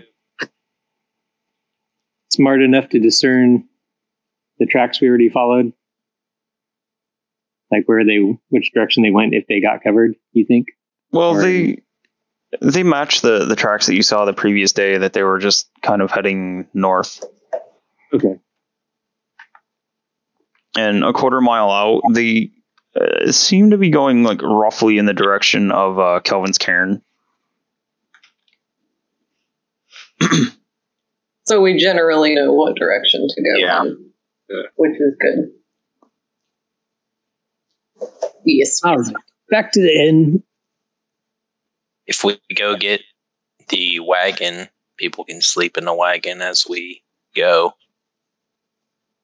Maybe. Okay, I'll go and get the bears, and I'll bring some mammoth meat with me just to kind of make sure they're satiated.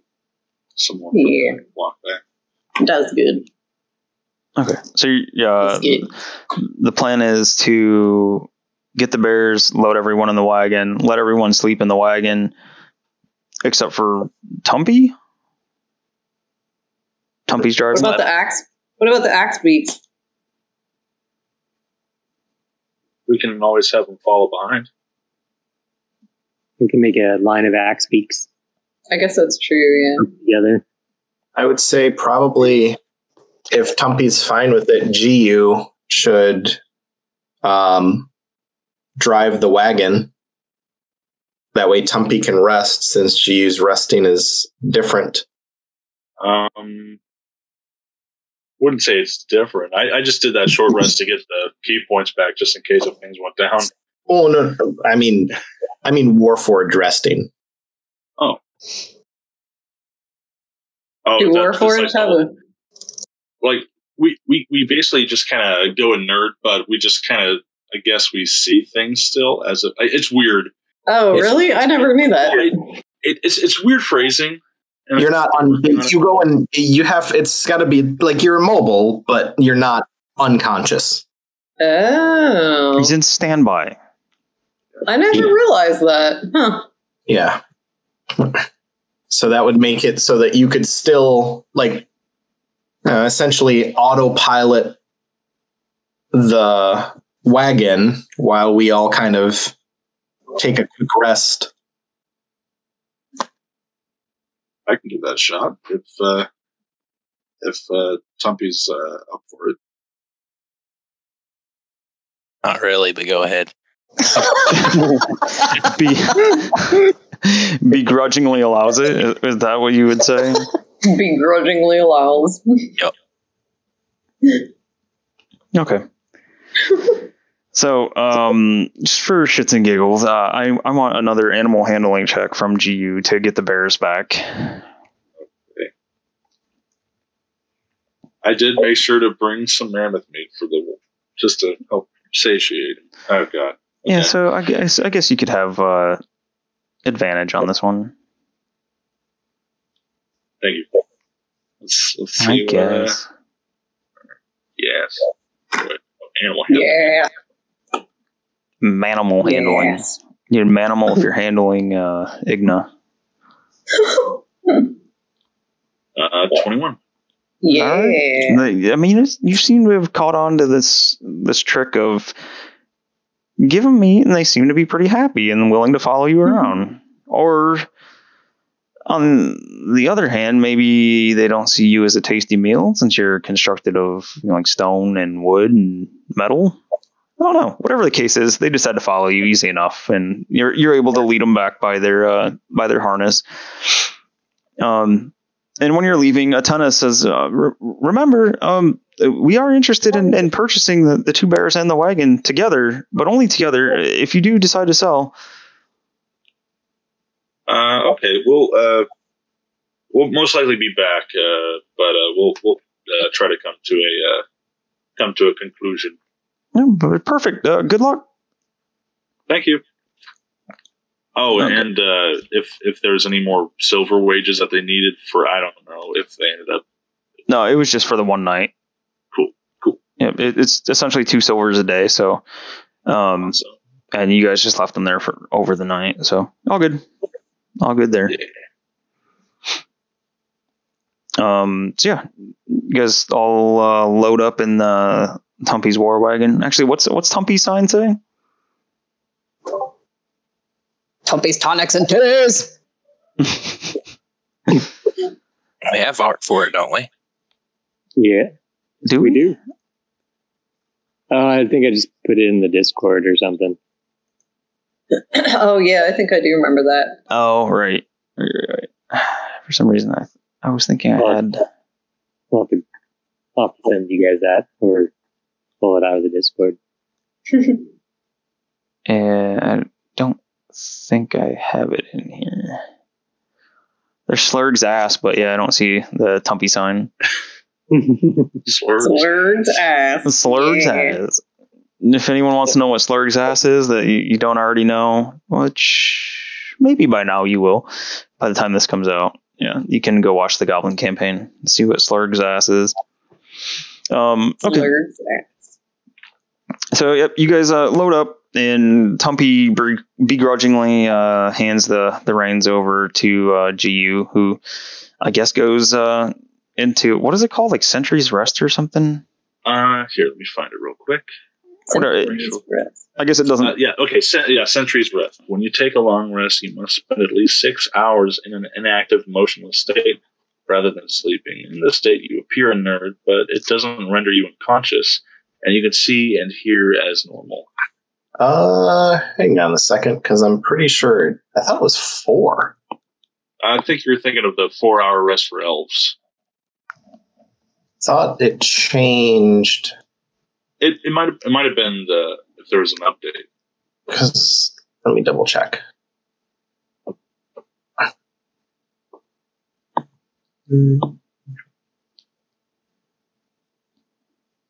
Oh yeah, it is 6 hours.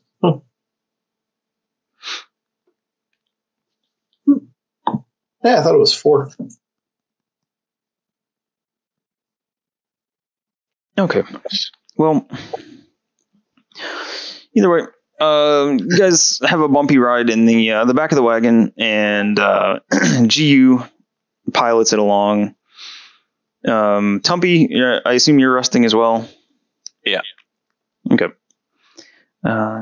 Check. Let's see. Caer-Konig.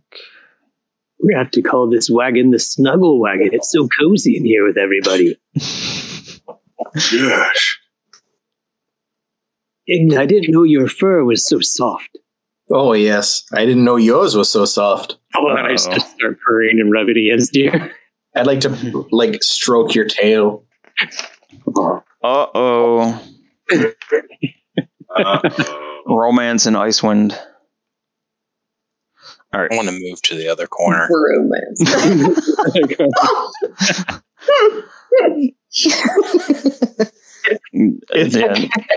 As he moves to the other corner, I'd like to wrap my tail around his head spike and just say, "Where are you going, Dumpy?"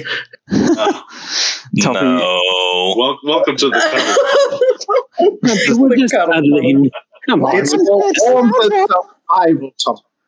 I take it Tumpy doesn't like PDA.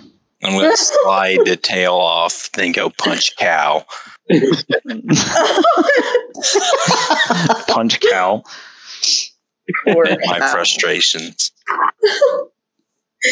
You can try if you're really wanting to punch her. Nah. No. I mean, I do, but nah. So the wagon goes along for a while. And GU is just this weird, like, motionless statue at the front of it holding the reins. GU, so strange. Yeah. That was freaky. I can see that in the dark.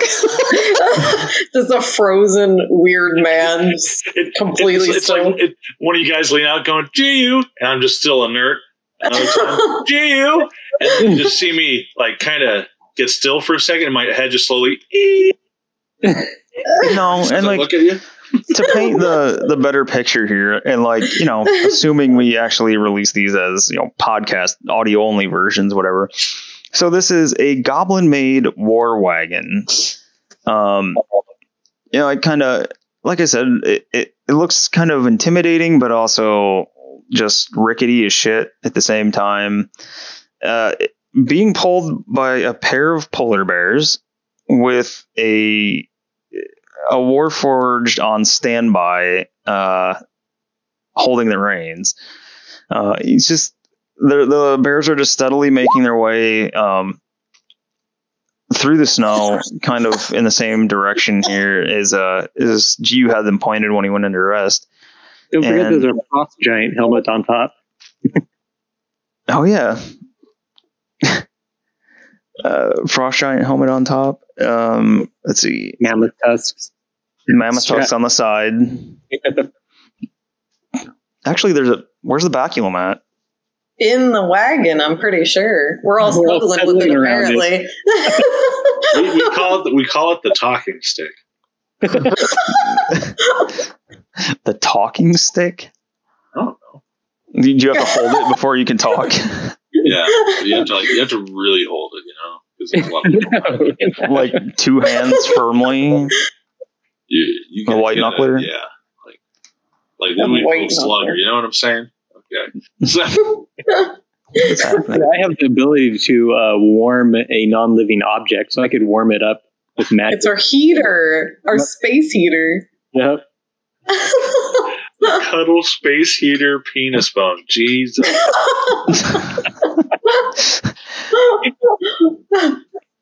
Oh my God. This is why our group is so interesting. D&D. This is our group. This is how we like to travel.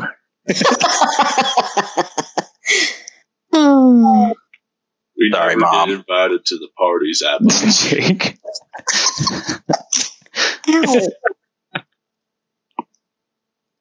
You okay? Why can I not grab this? Yeah. What happened? I was trying to move my hand to get my water, and I hit the cord on my headphones and tugged my whole head to the side. What the shit? I am grateful. That's a very C-Star thing to do. Oh. Hey, that actually worked. To remember to do that. Okay, so see, it's a better part of a 5-mile journey from Caer-Konig to Kelvin's Cairn. Cairn. You're still aware of your surroundings? Yes. I'll say about maybe 2 hours or so into the journey, the pace the polar bears keep. They seem like they were kind of, like on the same idea where you were going. Like they were really following along the tracks. About 2.5 hours in, 2 hours, 2.5, somewhere in there. You feel a pace slow, and being aware of your surroundings, you realize you're not going as fast anymore. You also realize that since you're kind of looking straight out from the wagon, that your path seems to have disappeared.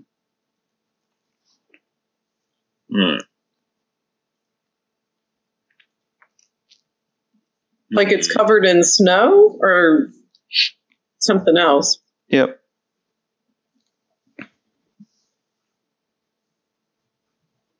That didn't really answer the question. Well, covered in snow? Well, she said covered in snow or something else, and you said, yep. Well, covered in snow or the wind's blown them. It just... Okay.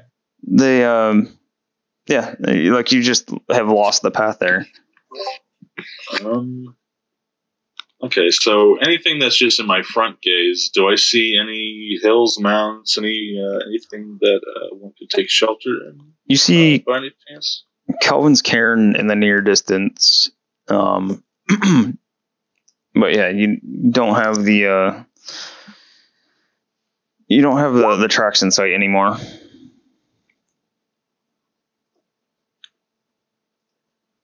I could stop and wake everybody up. Or I can push on a bit longer and see if there might be something a bit further. Tumpy's rickety wagon cairn. Oh my God. Troll. I'll just keep this going forward. Just the snow covering could just be, they might just be a little bit further out, but it was still pretty fresh, like you said. So I'll just keep going straight. Okay. And, anything my front visual, if anything. You get like into the foothills of Kelvin's Cairn and make a perception check. So, this means like since you've only traveled for about 2.5 hours, nobody will be having a full rest. Yeah. So short rest, for everyone, but not the full long rest. So need well, I said perception, but probably survival again. Survival check for GU. Disadvantage. Let me see. For staying awake all night. I figured that much. We were on the case. Hey, what are the rules for a long rest? Can we travel, like sleep for 2 hours and then get up and then like do the tiny hut and then sleep for the rest and get a long rest, or is it uninterrupted? They give you a long rest. Need well, hang on one second. I didn't hear the whole question, and then I'm trying to read. Let's see. What's an early time? Sleeps 8 hours a day. It looks like you're exhausting Tumpy. I did that. Oh, you did that? I was just seeing if it'd tell me what. I'm pretty sure Andy's breathing exhausts Tumpy. What? Why? Please. All right. So everybody needs to roll a con save. Con save. A straight one.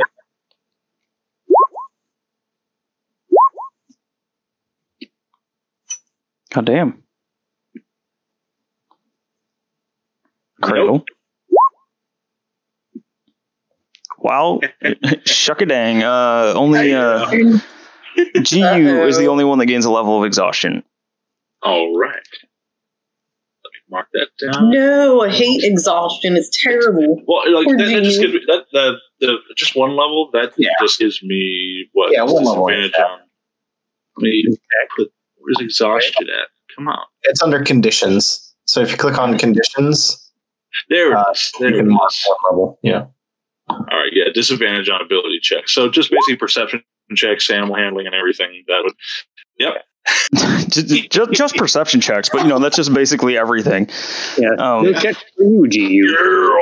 I'm not just naming off the shit that I'm actually all right with. And then here's the survival check I need from GU to try to find any tracks. Yeah, I'm that right. Survival. Disadvantage. 9. 9. Yeah, you don't see any tracks. So what is everybody else doing down in the wagon? I'm dreaming and kicking in my sleep. I was sleeping, right? Because we were trying to get rest. Yep, snuggling and resting as much as I can. Damn it. I guess I did things kind of out of order. It might not matter. Is everybody still sleeping? Unless GU woke us up. Yeah, I think unless we were woken up by something. One exhausted versus everybody else being okay is all right with me. So I'm just going to keep it going. Keep this party going. So you can't find the tracks, but you're just going to kind of keep going. Just following a straight line as much as I can. Okay. So you keep traveling for another hour. You don't find any tracks, and you're starting to get like towards the opposite side of Kelvin's cairn.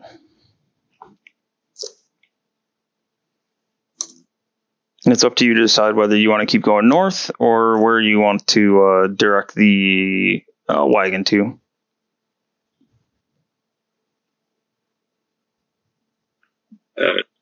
Is there a? Did you ever send just a little map of the area, or is that something else? Oh no, I can pull you guys over here. Probably should have done this a bit ago. Boop. Oh. Yeah. That moving ice, that scares me. All right. So, Green X is about where you guys are going. Green X. Okay. Oh, here. Oh, okay. So is this like a mountain or a mountainous hill or something like that? Yeah, that's where you guys met Issa, the Yeti, Avalanche, all that good stuff.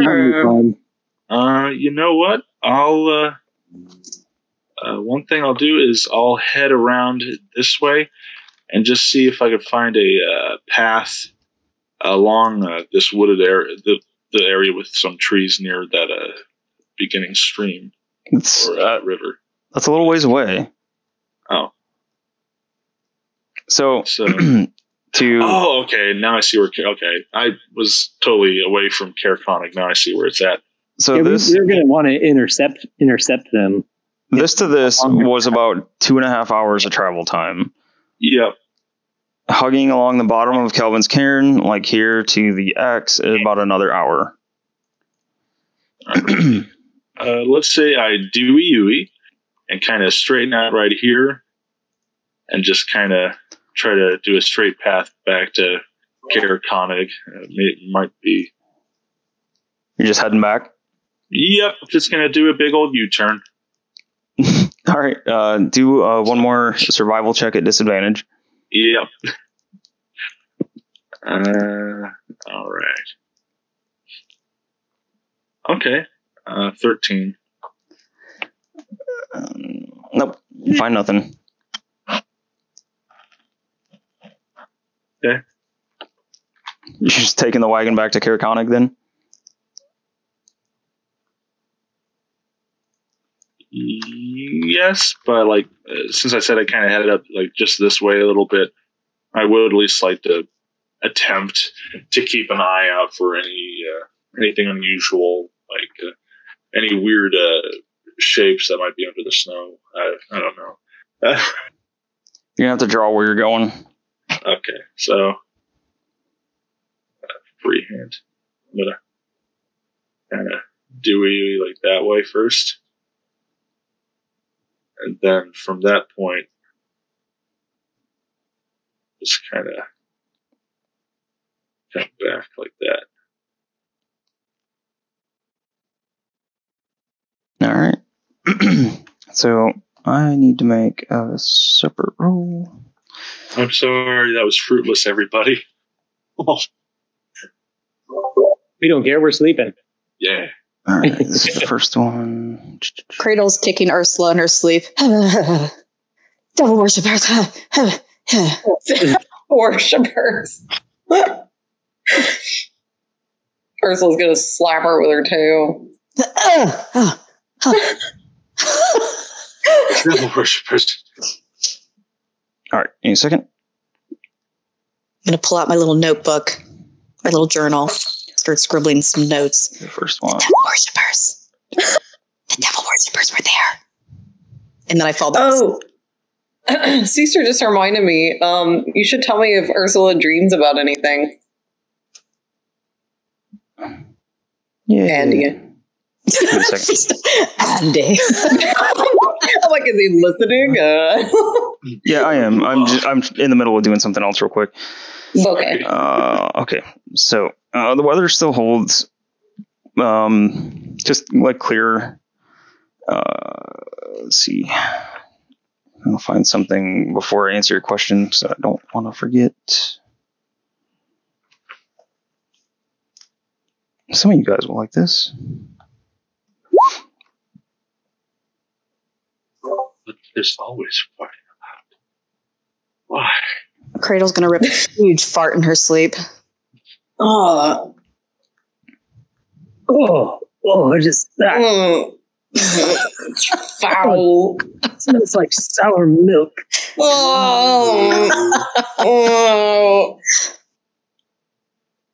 Oh, interesting. Okay. So, GU rumbling around in the wagon. Everyone else asleep.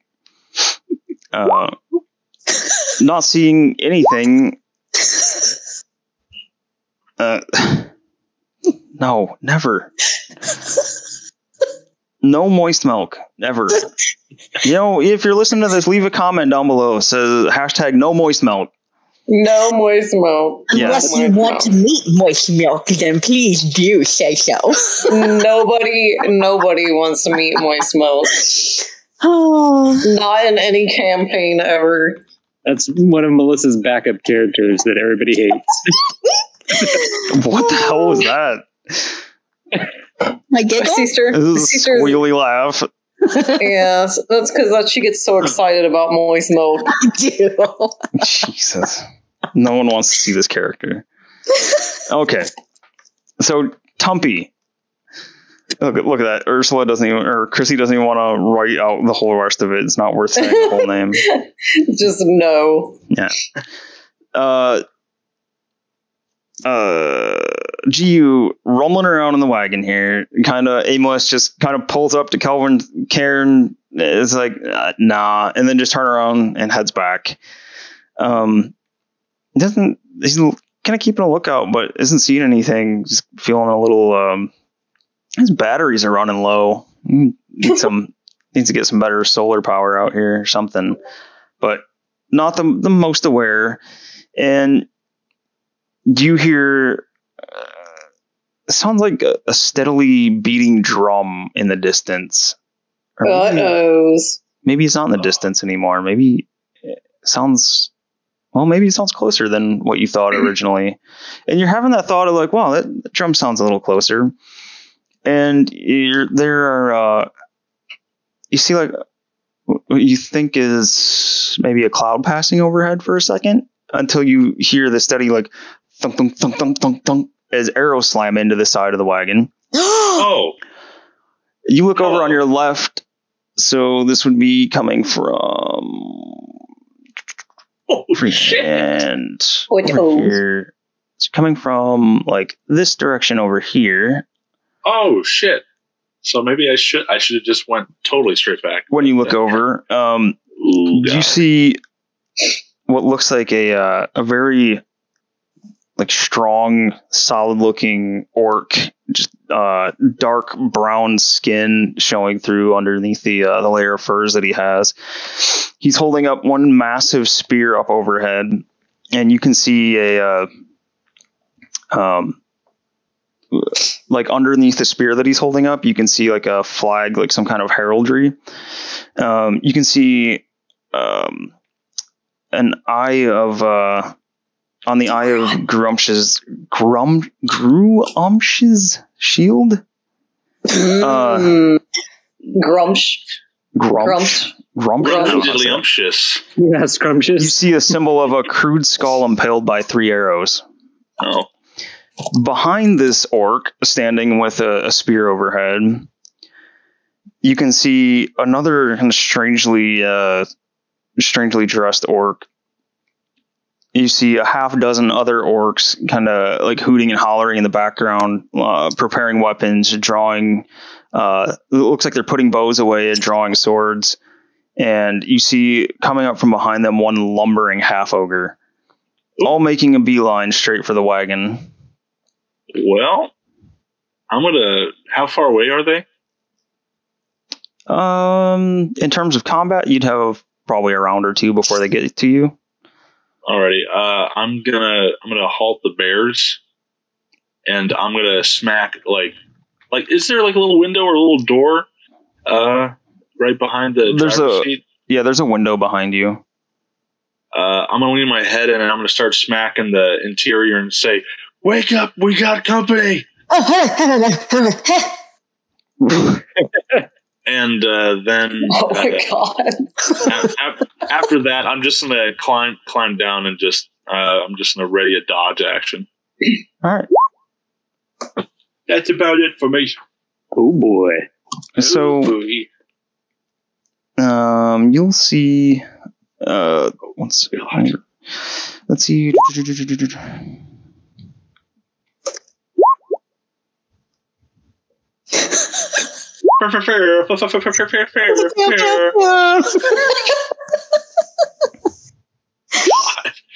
Why? Frat orcs. Oh. All right. So yeah, you see this this group of orcs come charging at you with this lumbering half ogre behind them. They're making a beeline for the wagon. And what did you say you were doing, Giu? I said I was gonna, after waking them up, I got off the side after stopping. I get off the side and I'm just gonna take the dodge action because if those arrows flew before, I can only imagine. All right. So we'll pick right up at combat next session then. Have our little break, and we'll see what happens with this little mini war or mini orc horde here. So we'll get our little recording break, and I did not say orc horde. Thank you. Mini orc horde. And yeah, we'll get to Ursula's dream or lack thereof. Ooh, shit. No, the painted lady orc. No. Yep. That's it. That's the end of the episode. Please don't read the chat. You know, you never know what you're going to find in chat. That's good. We'll end it there. So yeah.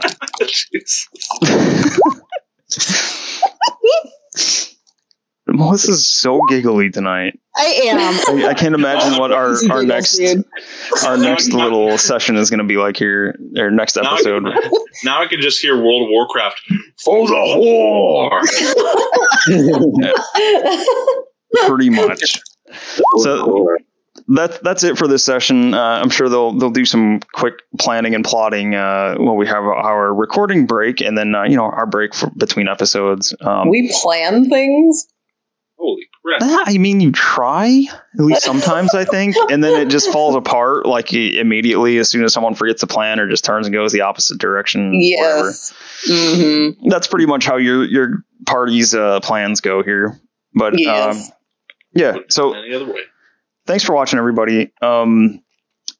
Just make sure to like the video here. Subscribe to the channel if you're not already subscribed, and drop a comment down below what you think the name should be. Have anything to do with Igna's shrinkage problem, maybe, or maybe don't let the robot drive. I don't know, the U-turn. I don't know. Maybe I'm okay. Just tell us what you think about all this stuff. And I'm okay. Damn it! Don't forget to check out the description for the link to the Society 6 shop we have now, and get yourself some nifty Dirty Rollers merch. Yeah. Outside of that, we'll see you next episode. Rock and roll. Moist milk. No, moist milk. No. No. That's it. We're Stop ending before she recording. talks. Stop it. Yep. Stop. See you later. Thanks for watching. Adios.